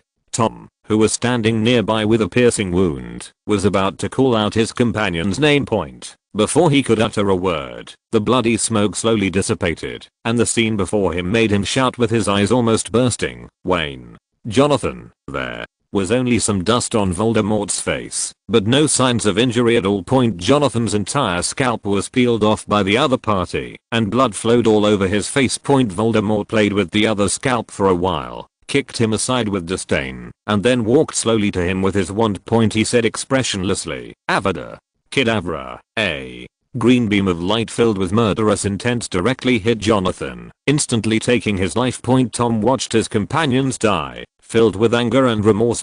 His brain was instantly filled with intense emotions, even making him forget the physical pain for a moment. Even with cruciatus in his body, he raised his wand and shouted at Voldemort in front of him, "Avada Kedavra." If you're listening to this novel on a channel other than Fanfic World, it means they downloaded and uploaded it without effort. We cordially invite you to visit our channel, Mundo Fanfic Novelos. There you'll find the original version of this story and you can explore many other novels of various genres. We're waiting for you to immerse yourself in a world of incredible novels. Chapter 143, Return of the Demon King. Don't worry, Mr. Cornelius Fudge. Everything is under my control. You don't have to listen to the nonsense that old man is talking about. Although Tom is not sociable, he is still one of the best auras in the entire British community. If he was willing to follow your orders, he wouldn't be an ordinary aura now. As for the Dark Wizard, there is no need to worry about him. He's just a guy who kills magical creatures and smuggles them. He's totally unpresentable. What's so scary about a rat in the gutter? In the guest quarters of Hogwarts Tower, Umbridge was holding a magic passage and having a private report with the Minister of Magic. I have to say that compared to using owls to send letters, the gadget invented by the little guy named Karl is quite useful. A palm-sized object can facilitate phone calls so that your reports can be more vivid, and you can also get in touch with your leaders at the same time. Boom. Just as Umbridge was about to continue and say some disgusting words of loyalty to Cornelius, Fudge. A loud noise came from outside the window, and she was so scared that she almost dropped the magic spirit in her hand. What's that noise over there? Is there going to be an explosion in Hogwarts? Cornelius. Fudge on the other end of the phone seemed to have heard the noise and immediately asked a question. "It's alright, Minister. If Hogwarts is really so unbridled on a normal day, then we can just take advantage of this opportunity. Send the auras from the Ministry of Magic to station there, so that we can legitimately interfere with Hogwarts. It can monitor Dumbledore and put pressure on that little guy. Let me tell you, at today's banquet, that little guy, Umbridge, habitually wanted to tell tales, but before she could finish her words, she turned around. The scene before her left her speechless. It turned out that the loud noise outside the window was not an accident. Instead, it was an emergency signal firework. The red firework exploded in the air and turned into the logo of the British Ministry of Magic. Even if Umbridge was arrogant and domineering, he knew what the symbol meant. That was a signal magic exclusive to auras, meaning that an aura had been attacked and that casualties had occurred. Umbridge felt her scalp tightening because she had signed the paper certificate in person from Karl. If anything happened to the two auras at Hogwarts, all the responsibility would be on her. What on earth is going on over there? Why haven't you spoken for so long? Answer me now. Just as Umbridge's brain, which was running low on memory, was working frantically, trying to figure out how to suppress this matter, Cornelius Fudge on the other end of the line was already roaring impatiently, and Umbridge quickly put the phone to her ear. He was just about to tell a little lie to cover up the matter. After all, he was the other party's confidant. Two ordinary auras died in Hogwarts. This matter could be big or small. The most important thing was that his backers could not fail. As long as Cornelius Fudge was dragged into the water, this matter could be covered up. But before she could say anything, a green light suddenly flashed in the sky. The light was so bright that it directly cut through the night sky, and a Death Eater mark suddenly appeared in the sky. Looking at the mark, Umbridge took several steps back, her fat body shaking, as if it was in vibration mode. He kept muttering to himself, "Impossible. Impossible. Isn't he already dead? Isn't he already dead? Who died? What happened over there? Answer me immediately. Hurry up and do it now." Cornelius Fudge on the other end of the phone also noticed that something was wrong and roared anxiously. After waiting for nearly 5 minutes, the minister, who was sitting in his home, only heard a stuttering voice from the other end of the phone. "Mr. Fudge, the you-know-who is back." Another 5 minutes passed, and Cornelius Fudge sat in his chair in his bedroom in his pajamas, motionless. It was as if someone had cast a spell to freeze him until the clock behind him pointed to 12 o'clock and the melodious bells from the Hogwarts tower came from the other end of the phone. He finally reacted and yelled, "I will bring people to Hogwarts tomorrow. You will go and find out the situation immediately. If those two auras are really dead, then go to the logistics department and clean the toilets." After the last roar, the phone was hung up directly, and Umbridge stood in the guest dormitory like a sculpture. It was not until the magic spirit in her hand slipped from her hand and hit her foot that the pain brought her back to her senses. The toad screamed and rushed out of the dormitory. Now she was more frightened than Cornelius Fudge's threat. She was afraid that Voldemort would attack Hogwarts directly and kill her. Her two fat thighs running madly, combined with her daily dressing style, made her look like a rolling pink tire. She had intended to run straight to Dumbledore's office, the headmaster's office, to seek protection, but she hadn't expected to walk just 2 corridors. Then I saw Professor McGonagall, Professor Flitwick, and some senior students rushing over here in a hurry.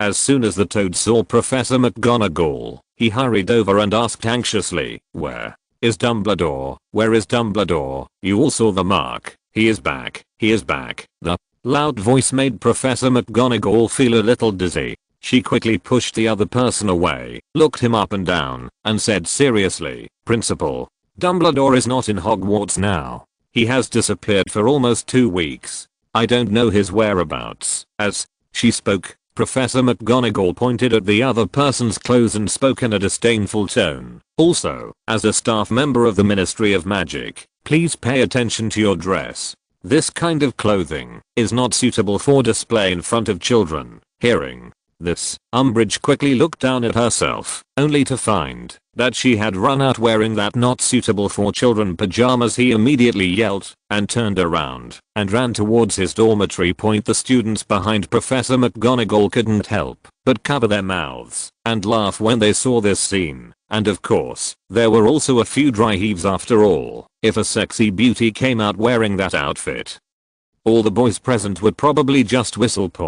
But when you see a toad with a twisted body, wearing sexy pajamas that are 2 sizes smaller than his body, running towards you, looking at those circles of fat, which were squeezed into strips by the ill-fitting clothes, it was probably impossible to have too many thoughts except feeling disgusted. Okay, stop worrying about those bad things, and hurry up to catch up. No one is allowed to fall behind or act alone. Now is not the time to be naughty. Professor McGonagall turned around and scolded the students, then immediately led them and Professor Flitwick towards the Forbidden Forest. Chapter 144 Jealous Classmates and Arrogant Carol. Hagrid, what's going on here? Professor McGonagall and her companions arrived at the edge of the Forbidden Forest. They planned to take a rest and then go into the depths of the Forbidden Forest to look for the 2 auras. As a result, as soon as she arrived next to Hagrid's hut, she saw the person she least wanted to see at the moment. Cole was arguing with a group of centaurs with Cedric. That's right, it was a quarrel, Karl said rudely, while pointing at the centaur in front of him with a strange tubular object in his hand. "You go back immediately and help Hagrid prevent the magical creatures from escaping. They are all my property, including you. No one is allowed to leave here. If you take another step forward, I will be rude to you. The magical animals are free. Now that the mysterious man has appeared in the Forbidden Forest, we have the right to protect our lives. And We are no one's property, you evil wizards. The leader of the centaurs, Ronan said angrily, digging the ground with his 4 hooves, and the centaurs behind him were all excited. Some people even started to draw their bows and aim arrows at Karl, but Cole was too lazy to talk to them, and directly loaded the M1911 in his hand. He fired a shot directly into the sky. Boom. Hot flames spurted out of the muzzle, and the sound continued to echo in the Forbidden Forest. If you say one more word, your bodies will appear in the magical creatures exchange tomorrow. Get back here right now. I said you are my property. I will naturally protect your lives and safety, but I will only protect loyal dogs. If a dog dares to show its teeth to its master, then it will end up as lunch. Karl's blue eyes were fixed on the centaur in front of him. After a moment of eye contact, the group of centaurs' morale dropped significantly. After a stalemate, they turned around and ran away towards the depths of the Forbidden Forest. The sound of the gunshot made everyone present freeze in their tracks, including a little wizard who was familiar to Cedric. He even quietly approached the other person and said with a puzzled look on his face, "Where have you been these days? Why haven't we seen you? And are you sure that the mark is not a prank by Karl?" Looking at him, he seems to be much more cruel than the average dark wizard. Cedric touched his nose awkwardly and said helplessly, while looking at Carol's back, "I've been feeling a little unwell these past few days and have been recuperating in the dormitory. Thank you for your concern. As for Carol, you know, once any issue involves his money, his temper is like this." Hearing this, all the young wizards nodded. After all, they knew Karl's attitude towards money very well. That stingy look is something that not ordinary people can compare to. That's right. Whoever dares to touch Carol's money will be asking for his life. We have been together for nearly a year. I've never seen anyone take a penny from him except you, the little wizard from before said sourly. The other young wizards looked at him with envy and jealousy, which made Cedric nervous, and he explained hurriedly, "Don't talk nonsense. When have I ever spent his money upon?" Hearing this, the other little wizards immediately became unhappy, and one by one they stood up and started to complain. "Of course not. The clothes you are wearing are all custom made. I wrote to my father and asked him about it. This set of school uniform you are wearing now is worth 200 gold galleons. That's right. Also, your dormitories and your bed sheets and quilts, none of them were issued by the school. They were all specially bought luxury goods. Even the carpet is velvet, and the pens you use every day are all custom made. The worst thing was on your birthday." Seeing that the other party was about to let the cat out of the bag, Cedric quickly covered his mouth and signaled him not to continue. Professor McGonagall, who was standing by, finally reacted. She walked quickly to Karl and snatched the pistol from his hand. He pointed his finger at the other person and said sternly, "Mr. Hohenzollern, how could you bring such a dangerous weapon into the school? And why are you and Mr. Diggory here? It's very dangerous here.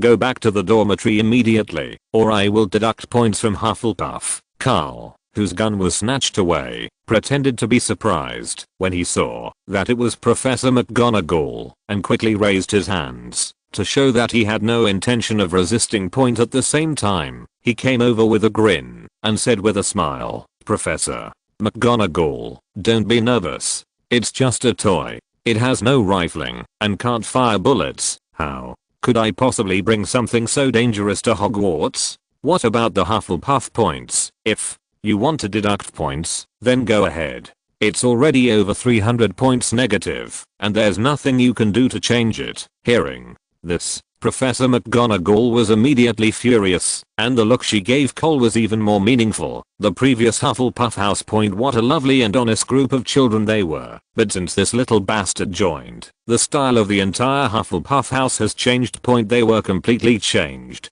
They were usually cautious, but now they began to move closer to Gryffindor house. They still do a lot of mischievous things, and they don't care as much about grades as Gryffindor does. It's just the right topic for casual chatting during lunchtime on weekdays. For example, "Did you lose points today?" "Yes. 20 points were deducted." "What about you?" "Then you have less than me, so I deducted 30 points." After saying that, they smiled at each other and started eating. What is the score for Hufflepuff students? Can they eat it? As long as it doesn't affect their meals, nothing else matters. Professor McGonagall was getting angrier the more she thought about it. Seeing that she was about to lose her temper, Karl quickly changed the subject. Don't be angry, Professor McGonagall. I'm definitely here to help.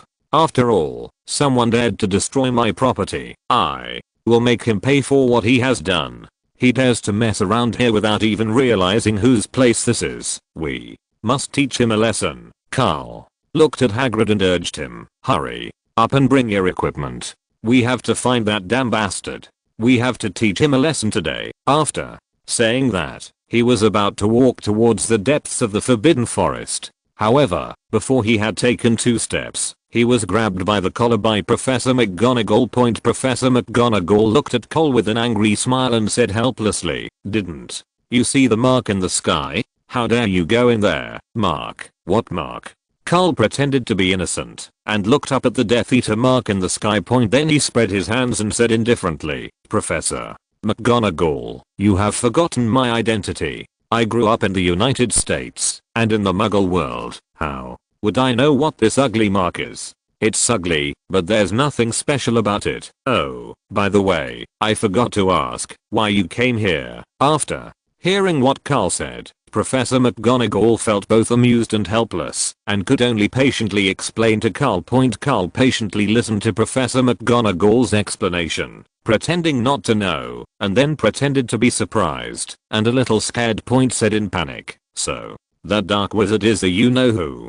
That won't do. Letting such a dangerous person hang around Hogwarts. This is a huge threat to my dear students. Professor McGonagall, I need your authorization. We have to activate our defense plan. Chapter 145. Cautious Professor McGonagall and Percy Weasley. What tricks are you trying to play, Professor? McGonagall instinctively became alert. She was not someone who could be easily fooled like Dumbledore. In less than a year, he not only gave up the ownership of his office, but even lost his own people. You have to know that there are only 2.5 of the 4 major colleges left in Hogwarts, and Hufflepuff has basically become this kid's private property. At least half of Slytherin is gone, as is Severus, who hangs out with this kid and flirts with him all day long. Those little snakes basically followed his lead, except for Gryffindor and Ravenclaw, which were relatively normal. Not to mention the Forbidden Forest outside the castle. If she continued to follow the other party's routine, Professor McGonagall had a very strong feeling. Before I retire, this school to which I have devoted my life will inexplicably fall into the hands of this kid. Voldemort had been working for more than 10 years, but had not yet accomplished this. But this kid had almost completed half of it in less than a year. What a born evil kid. It's all the fault of that indecent old guy. Professor McGonagall was madly complaining about Dumbledore in her heart, while Cole was watching quietly at the side, until a few birds chirped from the depths of the Forbidden Forest.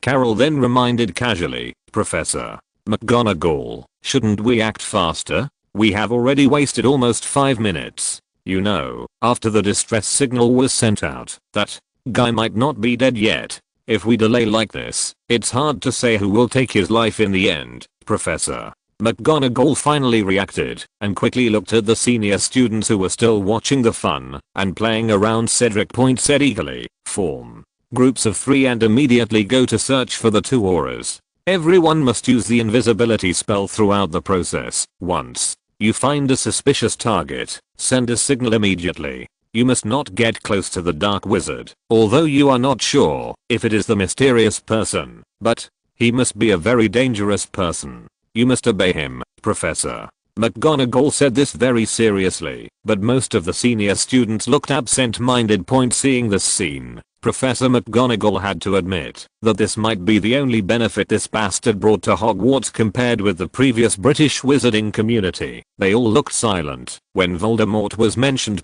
Most of the current Hogwarts students have no feelings about Voldemort, firstly because they have not experienced that era personally. The second reason is because of Karl. It is because of his existence that an unprecedented perspective is brought into Hogwarts. Let these young people in the magical world begin to truly understand this world. Although there are also students like Slytherin. They look down on everything in the Muggle world, but most students After being exposed to those things, there has been a huge change in ideas and concepts. In Karl's words, when they open their eyes for the first time and can really look at the world, they will find that the world is much more beautiful than they imagined. The ugliness of the world is far beyond their imagination. In the final analysis, it is just a broadening of their horizons. Compared to those historical figures, Voldemort can only be described as a psychopath who loves to kill people. As for evil villains, he's not even worthy of carrying shoes. Professor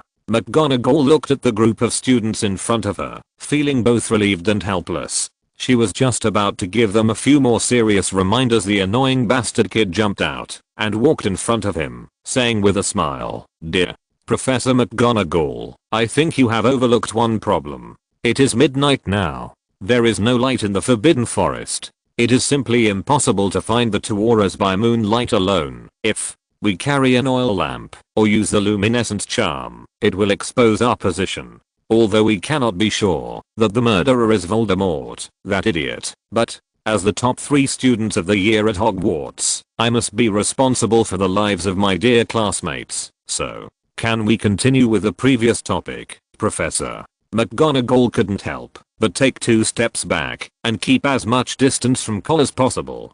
This was not because she had any prejudice against her students, but she had long discovered that if she wanted to stay as rational as possible in her interactions with this bastard, she had to maintain a certain physical distance from him. After all, no matter how worrying it was, she had to admit that this boy's face was indeed very deceptive.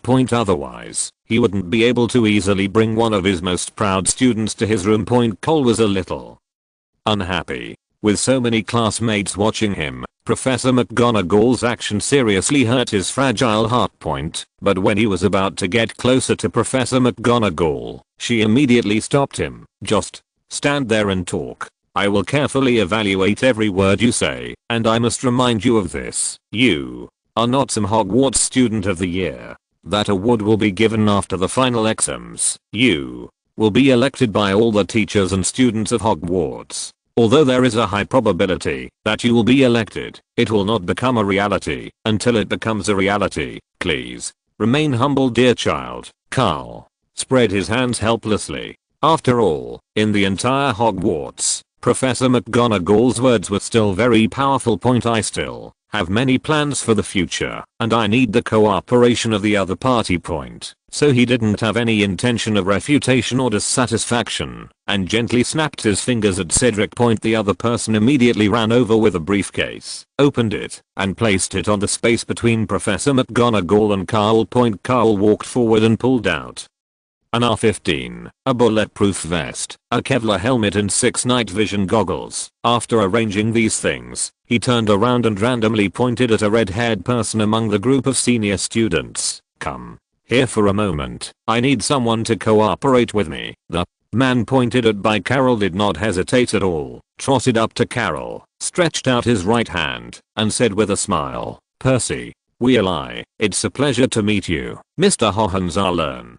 I have been looking forward to our meeting, but I didn't expect it to be at a time like this." Hearing this, Carol was stunned for a moment, then immediately pretended to have just remembered it, and shook hands with the other party cordially and smiled. "I remember you. You are the older brother of Ron and Fred. I heard you are an excellent student. I've always wanted to meet you, but I never had the time. If nothing unexpected happens, I'll meet you at the end of the semester when my Order of Merlin is awarded. How about I invite you to watch the ceremony?" "Thank you so much," Percy said excitedly. After saying a lot of words of thanks, Carol kept greeting the other party as if they were old acquaintances. Professor McGonagall was stunned watching from the side. She even doubted that Karl didn't care about the life or death of the two auras at all. Now he might even be stalling for time to ensure that the two guys would die in the Forbidden Forest. Seeing that the two kids were talking endlessly, Professor McGonagall coughed lightly and reminded them, "Okay, we are all classmates. There will be plenty of opportunities to exchange pleasantries later. Hurry up and make the most of the time. We still have to go save people." Chapter 146, Special Warfare Equipment of the Magical World. "I understand, Professor McGonagall. Seeing that Professor McGonagall was about to guess what he was thinking, Karl quickly responded perfunctorily. Then he asked Percy to start putting on the equipment in front of him. After he finished putting on the equipment, he put the night vision goggles directly on his eyes. After turning on the switch, Karl stood aside and said exaggeratedly, "How is the effect? Does it feel like you have discovered a new world?" Percy, wearing his equipment, slowly opened his eyes and was shocked by the scene in front of him. He saw the forbidden forest, which was pitch black all around him. At this moment, it was covered by a strange green light, and the trees, birds and those hidden magical animals became clearly visible in his eyes. "What kind of magic is this? It's really amazing, Mr. Hohenzollern. I have never seen such amazing magic," Percy shouted in surprise, looking left and right with his head covered with night vision goggles, like a child who just got a new toy. His unusual behavior immediately aroused the curiosity of other senior students, and they all walked up to Percy. While looking each other up and down, Karl and Cedric took out several other sets of equipment from the briefcase. After placing it on the ground, Karl looked at the curious crowd and smiled. "Remember what I told you before. Practice is the only criterion for testing truth. Instead of surrounding each other and groping in the dark, it is better to try it yourself and see if everyone is anxious." As soon as Karl finished speaking, the excited students ran over one by one, picked up their equipment, and started putting it on. I couldn't wait to start the experience, and what followed was a wave of exclamations that became louder and louder. "It's amazing. What kind of magic is this?" The darkness disappeared before my eyes. Who would have believed it? And the centaurs and the hidden magical creatures. Why are there white lights coming out of them? Everything is clearly visible before my eyes. Mr. Hohenzollern, this experience is really great. The students' exclamations also made Professor McGonagall a little curious. With the help of Karl, she also put on a set of night vision equipment. The moment the night vision goggles were turned on, Professor McGonagall didn't know what words to use to describe what she saw. But after the experience, Professor McGonagall took off her helmet swiftly, looked at Cole with a heavy face and asked, "How much do these things cost? Hogwarts doesn't have much money to pay you right now. I hope you won't go too far." "What are you talking about? What are you talking about?" Carol's face was full of grievance and disappointment. "Am I, in your mind, a person who values money so much and has no humanity at all? I did all this to protect the lives of my dear classmates. I have no selfish motives at all. This equipment is free to use, but if there is such a situation in the future, the school is welcome to purchase it from me. But as for the price, we need to discuss it carefully. I can't afford to lose money." Right when Professor McGonagall first heard Karl say this and saw the expression on the little guy's face, she felt a little guilty. "I thought I had somewhat wronged the child," but after hearing the end, the feeling of guilt disappeared without a trace in an instant. It turns out that a dog can't change its eating structure. This little jerk will try to defraud the school's limited funds if we are not careful. But Professor McGonagall thought about it carefully and felt that it was actually nothing, because the money was earned by Dumbledore with great pride anyway. In the end, it would not be him who would be embarrassed, so Professor McGonagall quickly changed the subject and urged the other students to speak. "Well, now that we have the help of this equipment, let's immediately follow the established plan and head to the Forbidden Forest to search for the two auras. If you encounter that dark wizard, you are not allowed to act on your own. Send a signal immediately. Do you understand? That's so boring." As soon as Professor McGonagall finished speaking, someone immediately expressed dissatisfaction. Karl also took this opportunity to distribute the batch of R15s to each student and began to carefully explain the structure of the firearms. "This is the magazine, this is the trigger, and this is the sight hole. Line this hole up with the ruler in front. You can then aim at the target and simply pull the trigger to fire. Line up one by one. Let's do some simple training first." Seeing this group of his students, each holding a dangerous weapon, standing there and comparing them, Professor McGonagall walked behind Cole with her eyes twitching, pulled the little bastard over, and said angrily, "What are you doing here? How can you bring these dangerous things into Hogwarts? What if they accidentally hurt themselves? But time is running out. We should act immediately. Karl turned and looked at Professor McGonagall and said with some disdain, Professor McGonagall, I cannot agree with what you said. Magic does not want to send Aurors to Hogwarts. I think you know better than me what they are thinking. But now there is a real problem and they can't even protect themselves. Why should we help them clean up this mess?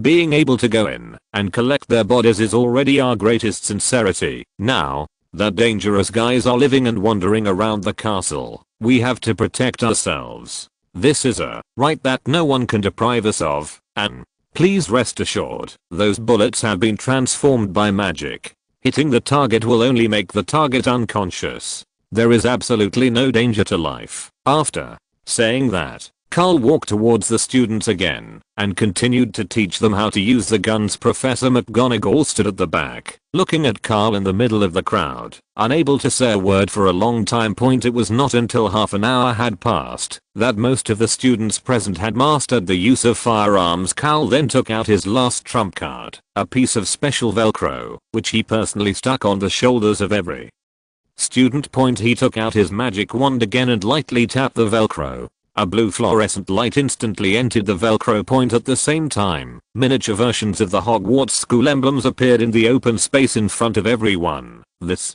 is my improved apparition spell. After you enter the Forbidden Forest, try to find the whereabouts of those two bastards. If you encounter Voldemort, don't have any thoughts, just aim and fire. Empty the magazine first, and then talk about anything else. If there is any danger, I will immediately use magic to move you to the marked location on the open space. Well, gentlemen, the safety of the school is in our hands this time, so let's go all out and do our best. Karl opened his arms like a general who had just completed a pre-war mobilization. The soldiers in front of him raised their weapons and cheered loudly. They were full of confidence for the upcoming battle, and some even had a strong desire to perform, imitating the soldiers they had seen in Muggle movies before.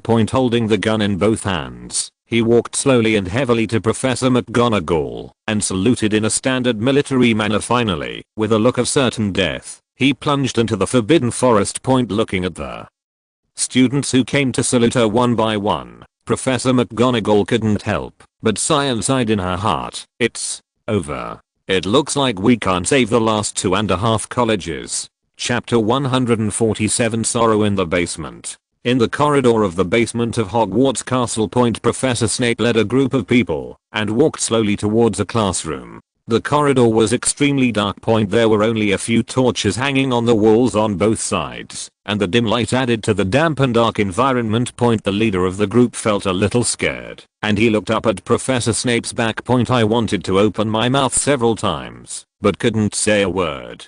To be honest, compared to the surrounding environment, the man in front of him made him even more scared.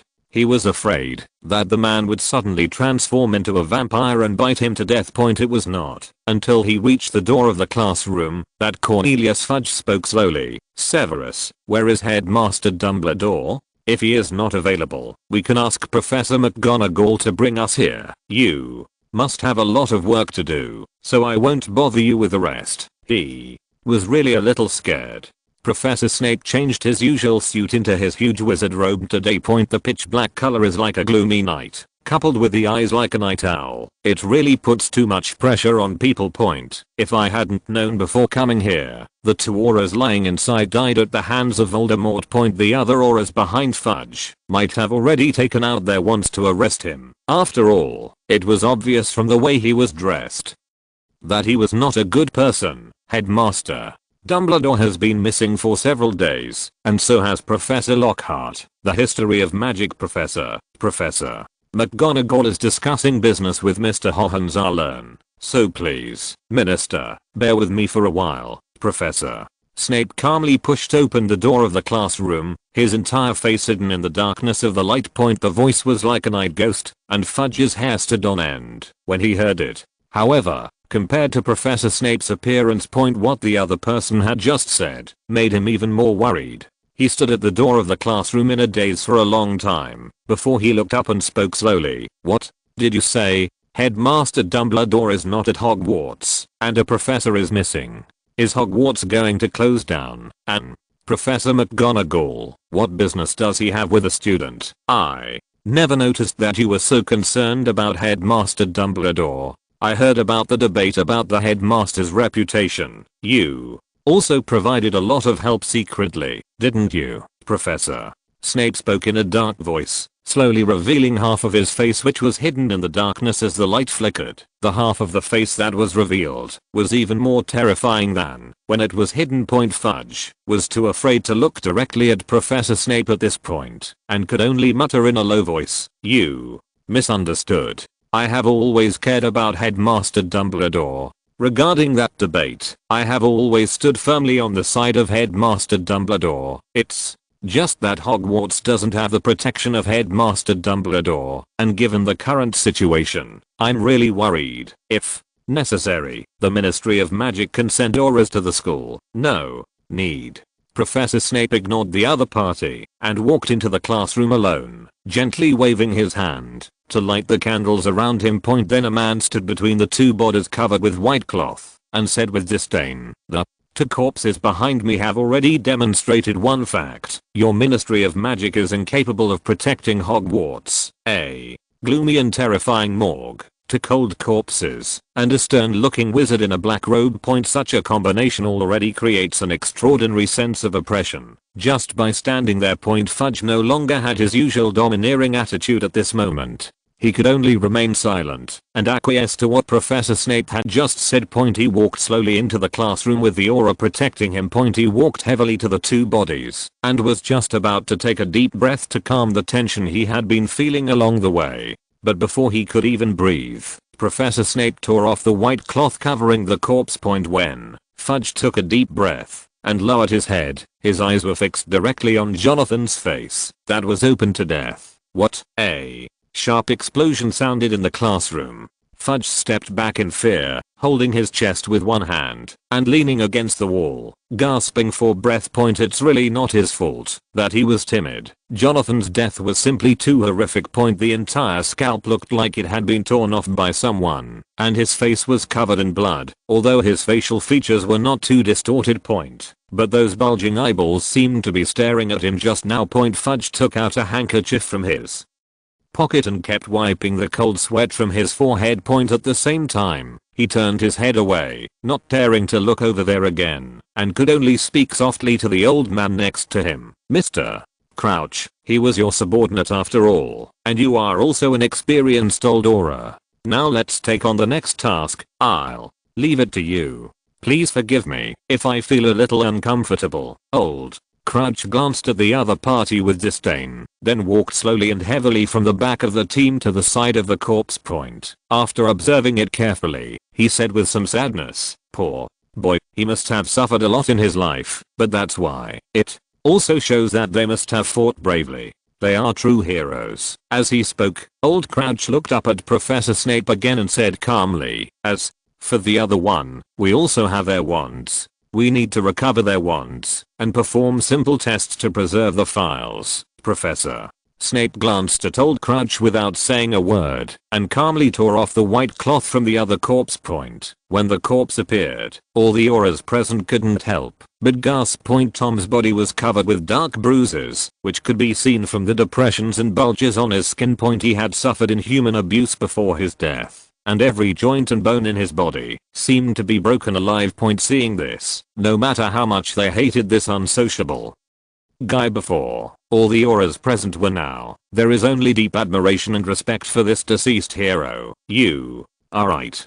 He is indeed a brave man. I must admit that." Professor Snape, holding two wands, slowly walked in front of everyone.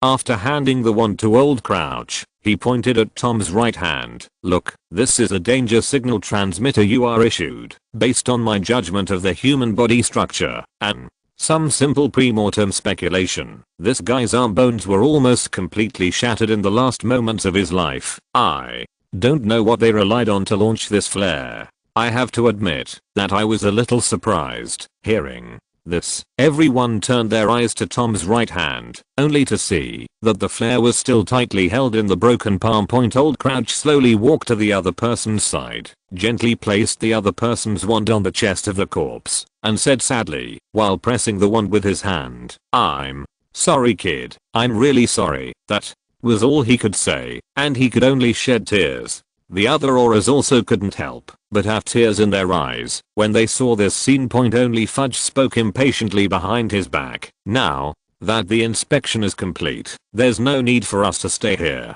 Let's get out now."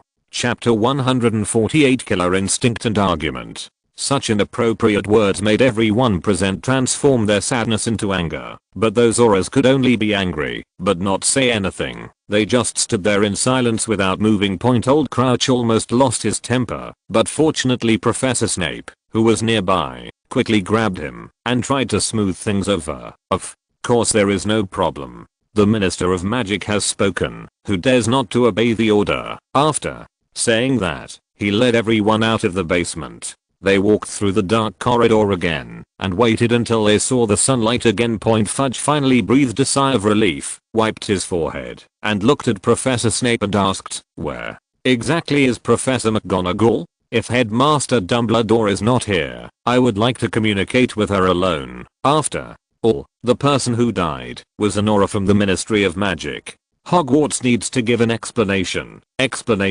Of course an explanation is needed. Professor Snape stood still and performed his iconic 180-degree turn. He pulled a piece of parchment directly from his sleeve, unfolded it and held it in front of Fudge, saying with disdain, "This is the explanation you wanted. If you don't recognize the words above, I can recite them to you. Of course the most important thing is the signature at the bottom. The person who signed it said that she signed the document in your name, faced with the black and white words. No amount of words seemed so pale and powerless. Fudge began to tremble all over after just one look. It was not because he was still afraid, but rather an extraordinary anger, even though he had already known about this last night. But I have never heard of the existence of such a document, so I can understand why that damn Umbridge did this. He wanted to hide the truth and drag himself into the water in the hope that he could save her. But it was not just one or two people who came to Hogwarts at that time, but a whole delegation. Everyone kept silent about the document, as their killer instinct as a political animal told him to point. This matter is definitely not that simple. There must be someone behind the scenes who is behind this with such a huge influence. It has directly threatened his position as minister. Who will it be? Dumbledore, Jim, or Fudge? Secretly glanced at Old Crouch, who was still in grief, his eyes full of suspicion. Professor Snape keenly caught this and shook his head with disdain, thinking about the threat of Voldemort. Now in the eyes of this minister, maybe none of them are the most important thing anymore. These guys are really like what Karl said, the carpenter landlord class during a special period in the ancient East. On the one hand, these guys rely on their power and status to plunder those below them crazily, and to fawn on those above them. It doesn't matter to them who is in power, they will sell anything to keep their wealth and status. In comparison, Voldemort is a man with ideals and ambitions. There is actually someone who can be held responsible for this matter. Then I will not say anything more. Fudge took the parchment with a strange expression. He came here today, just for the sake of formality, to show the authority of the Ministry of Magic. In fact, he didn't care at all. In his eyes, the death of two ordinary auras was not even as important as what to have for afternoon tea. And there are more important things to do now. He must hurry back to the British Ministry of Magic and sort out the internal situation. In order to prevent this disloyal mentality from spreading further. Just as he was about to take the auras away. Old Crouch, who had been standing alone at the back of the team, feeling sad, suddenly spoke in a harsh voice. "Please, walk slowly, Minister. Have you forgotten something important? The bodies of the two children. They are still lying in that dark basement. Shouldn't we take them away with us? They are heroes who died gloriously. It deserves the respect it deserves. I propose that the Ministry of Magic give him a funeral of the highest order to honor them." Well, Fudge looked a little embarrassed, and his eyes were evasive when he looked at Old Crouch. But the words he said were still unpleasant to the ear, and he just spoke slowly. "They are certainly heroes, but the culprit has not been caught yet, so we can't be sure what the truth is. After all, there are many dangerous magical animals in the forbidden forest of Hogwarts. It will take time to investigate the truth. Besides, the ministry is short of funds right now, so I think we should postpone the funeral for now. They were clearly killed by the killing curse. The murderer must be Voldemort. How can you say that? Old Crouch was a little mad. Fudge's expression immediately turned ugly. He stared at the other person and spoke sternly. Don't mention that name. Voldemort is dead. I don't allow anyone to spread such groundless rumors and create panic. The British wizarding world is very safe now. With the protection of the Ministry of Magic, it is only a matter of time before any dark wizards at large are caught. Mr. Crouch, please be careful with your words. I don't want to hear anything like that again, Professor. Snape looked at old Crouch, whose face was red with anger, and the idiot who had begun to become suspicious shook his head in disdain, and then spoke calmly. Please, be patient. I think I can propose a compromise plan. After all, those two Aurors sacrificed their lives to protect Hogwarts. Hogwarts is obliged to handle their affairs after death. If the Ministry of Magic has no objection, they can be buried in Hogwarts. What do you think of this place, where they fought their last battle? Of course, I have no objection. Fudge spoke first. As long as it didn't cost him money, those two guys could bury them wherever they wanted. What does it have to do with him? It would be better if Hogwarts could take over the matter and save a lot of pension. Old Crouch stood aside in silence, while the other Aurors looked at him intently with expectant eyes. Oh, by the way, if you have no objection, I would like to ask old Mr. Crouch to stay for a few more days. After all, these two were once his subordinates. It's really hard to justify a Ministry of Magic Aurors funeral without Ministry of Magic personnel in attendance. Seeing that the situation was at a stalemate, Professor Snape spoke again. This time, old Crouch didn't hesitate and nodded directly. No problem. I can stay in Hogwarts for a while. I wonder what the minister thinks. Fudge rolled his eyes and nodded in agreement. He thought to himself, if old Crouch could stay in Hogwarts, if I return to the Ministry of Magic, internal cleansing will be easier. After all, this guy no longer holds any position of real power, but the influence is still there after all. Once I have made internal adjustments, I will be able to control this old guy at will. So with both parties nodding in agreement, Fudge took the Aurors and left Hogwarts. Old Crouch followed Professor Snape into his office. Professor Snape rarely invited the other party to sit down, but after serving him tea, he immediately stood up and prepared to leave, but old Crouch quickly stopped him and said, "What on earth do you want to do by bringing me here? If you have anything to say, please speak frankly, Professor." Snape did not turn around, but spoke calmly. "It's not me who's talking to you. Please wait a moment. He'll be here soon." After saying that, old Crouch was left sitting alone in this strange office and waited for a full 5 minutes until a burst of brisk footsteps were heard outside the door. A handsome young man walked into the office with a smile on his face, walked in front of him, stretched out a hand and smiled. "Mr. Barty Crouch, we meet again." Chapter 149. Old Crouch 039 S choice. Old Crouch looked at Karl and did not shake hands with him. Instead, he stared at him for a long time before slowly asking, "Why did you do this? There was no hatred between you and those two kids. They arrested you just to perform their official duties. Why did you go through so much trouble to kill them? In your eyes, are our lives so worthless?" Faced with direct questioning, Karl did not choose to answer directly, but chose to sit down opposite old Crouch. He took out a bottle of sherry and 2 wine glasses from his ring, divided them and handed one of the glasses to the other person. He was holding another glass of sherry, shaking it and admiring the amber liquid as he spoke with disdain. "There is no need to try to shirk responsibility for the choices I made in this matter after such extreme sadness. But, like you, I admit that I did some things to fuel the whole thing, but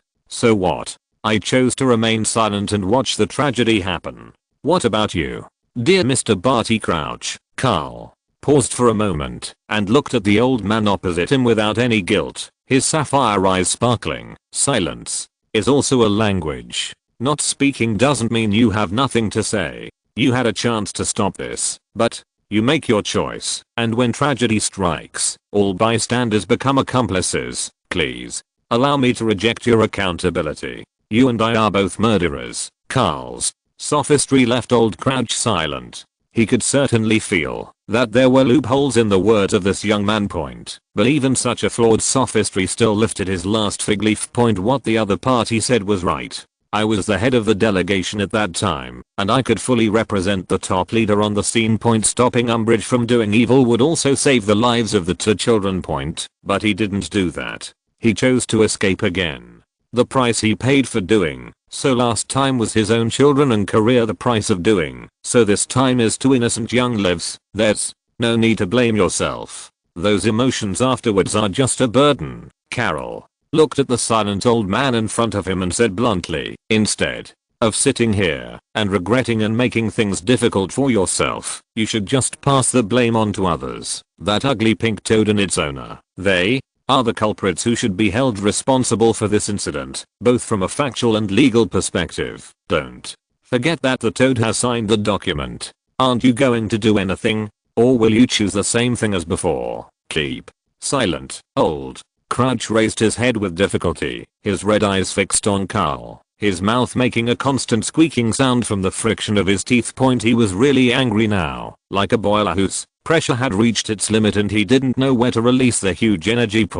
Whether it's the handsome boy in front of him, that damn toad, or Cornelius Fudge. He wanted to take revenge on these people, but in the current situation, he couldn't touch anyone. Self-blame and anger mixed together are like high explosives mixed with oxygen, which can explode with just a spark.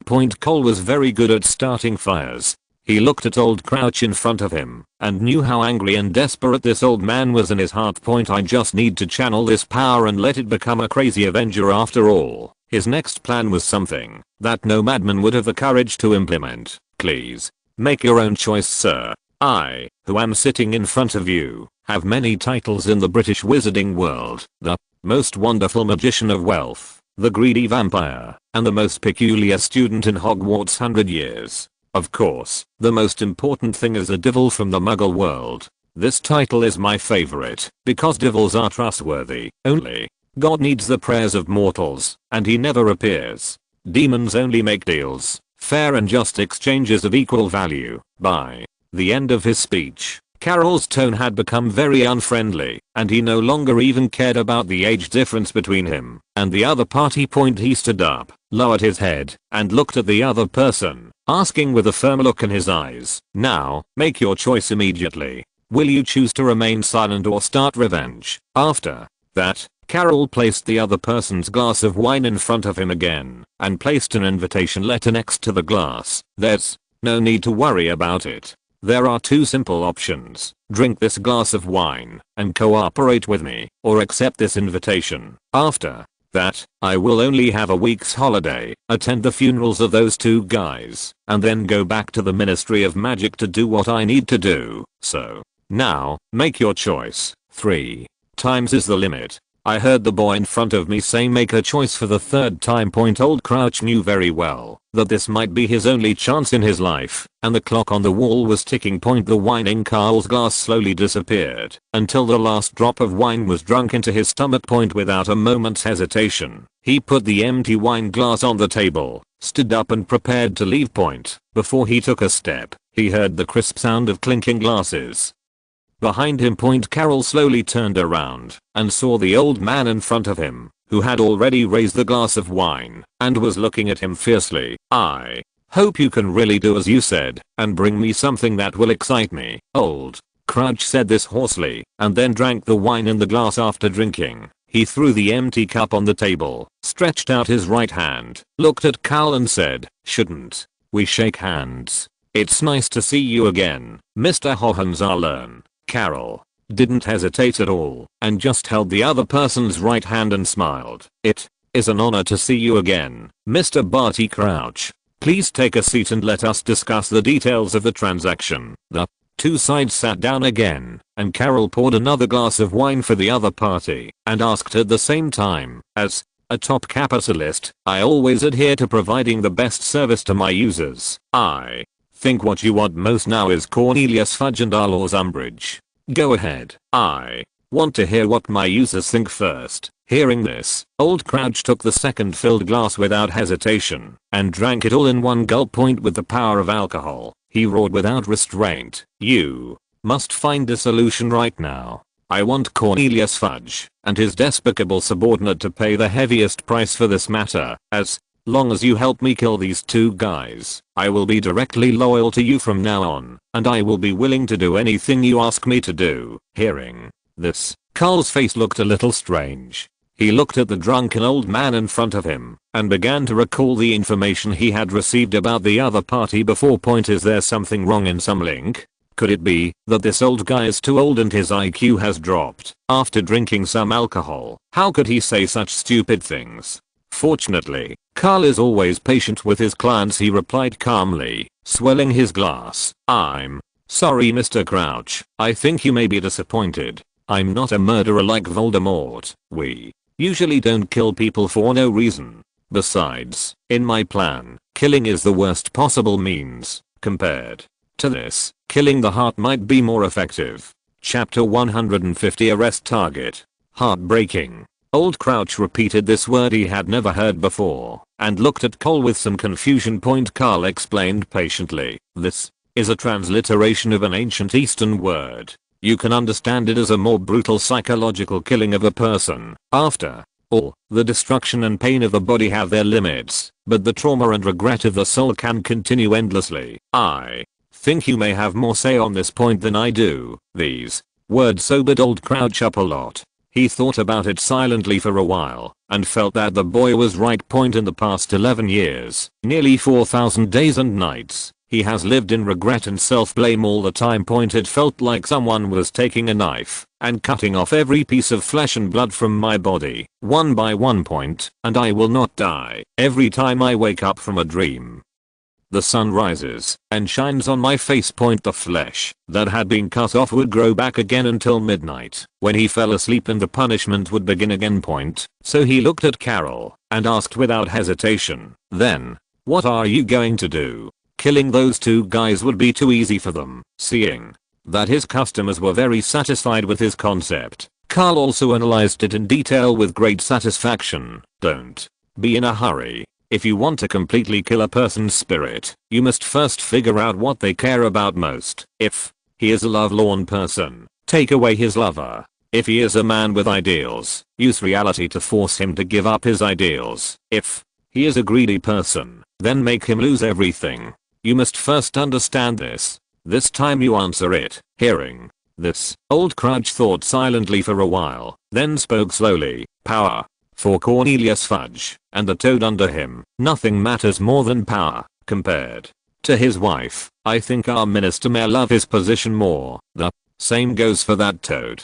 Without the support of the minister, she will become that self-deprecating and pathetic piece of trash again. That's perfect, Mr. Crouch. Karl applauded the other party's answer and exclaimed while clapping, you are absolutely right. What these two guys care about most is their positions in power, so we must take these two away. It turned Cornelius Fudge from a minister of magic who was out of reach for ordinary people into a criminal who was hated by everyone. Let that noisy toad, who is bullying others, go back to where it belongs, like cleaning the toilet. As he said this, Karl stopped clapping and continued to look at Old Crouch and asked, that's great. After we figure out the goal, we need to figure out the means of doing things. But I like to talk about that first. Let me talk to my customers first about the success rate of our project. After all, there is absolutely no hope of success. No matter how hard you try, it's just self-satisfaction. Please tell me. Old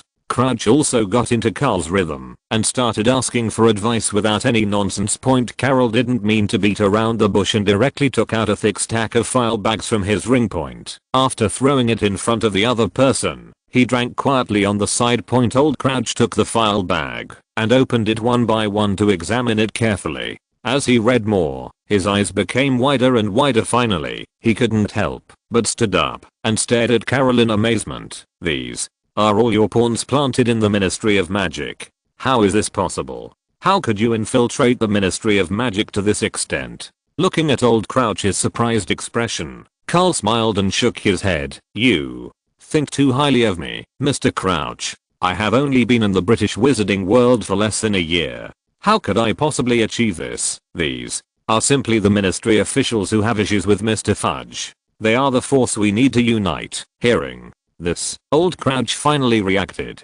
He was silent for a long time before he slowly and tentatively asked, your target is the entire British Ministry of Magic, not just that stupid pig Fudge. You finally guessed it right. Karl gave a smug smile, then immediately changed his expression and said with disdain, of course. I've spent so much money and supported so many people this year. Isn't it just for this moment? Could it be that a person like you is so naive to think that my goal is just to become the richest man in the wizarding world? I can tell you frankly that what I want to gain is not just the British Ministry of Magic, but the entire wizarding world. I will bring about a revolution, and the first question of the revolution is to figure out who are our friends and who are our enemies. Don't worry, the position of Minister of Magic will definitely belong to you. I need someone with authority to make the transition. You are really crazy. You are crazier than Voldemort. Old Crouch was a little out of control. Even Voldemort could not have imagined that you would have such a crazy idea to control the entire wizarding world. Karl was unmoved. He just raised his eyelid slightly and looked at the other person and said calmly, please sit down, Mr. Crouch. I'm not that stupid, nor am I a psychopath like Voldemort. Racism should have been swept into the dustbin of history long ago. My approach is much gentler. Can't you feel the changes I have brought to the British wizarding world? As he spoke, Karl made a gesture for someone to sit down, and old Crouch sat down again with his hands and feet stiff like a puppet point. After seeing the other party sit down, Karl continued, well, in this great journey, we must take the first step firmly and practice with the British Ministry of Magic first. Let's continue our conversation regarding the details of how you remembered the British Minister of Magic. First, you need to have exposure. There needs to be enough public opinion to make everyone remember you, the war hero who has been forgotten in the corner. It seems you already have a plan. Old Crouch laughed at himself. He had already boarded the pirate ship and wanted to jump off midway point. It has long been impossible, especially if I had a falling out with this little kid in front of me at this time point. Then the entire British wizarding world would no longer have a place for them point. But even so, he still asked cautiously, whatever you want to do. Even if Cornelius Fudge is stupid, he is still very sensitive about political issues. I wouldn't have gotten the exposure you're talking about without a good reason. Faced with this question, Karl slowly pointed a finger at himself, smiled and spoke slowly. Then, if, as the former head of the Aura Enforcement Department, a well-known hardliner during Voldemort's time, he has arrested another important and dangerous person, or to put it another way, the arrest of a future Dark Lord is probably a hot topic. Who? Old Crouch's throat was a little dry due to nervousness. He was not stupid, and he knew the answer, but he still asked the question. Karl said it very easily, the de facto controller of many companies in the British wizarding world, the most unique genius and the most dangerous student in Hogwarts in the past 100 years. How about Karl Hohenzollern, the adopted son of Headmaster Dumbledore and the Dark Wizard who killed Voldemort on the spot? End of this chapter. Thank you very much for reaching the end. Don't forget to like. Looking for more exclusive content and immediate access? Subscribe to our Patreon. Remember, every like, subscription, or donation encourages us to continue. Thanks to everyone. See you in the next video.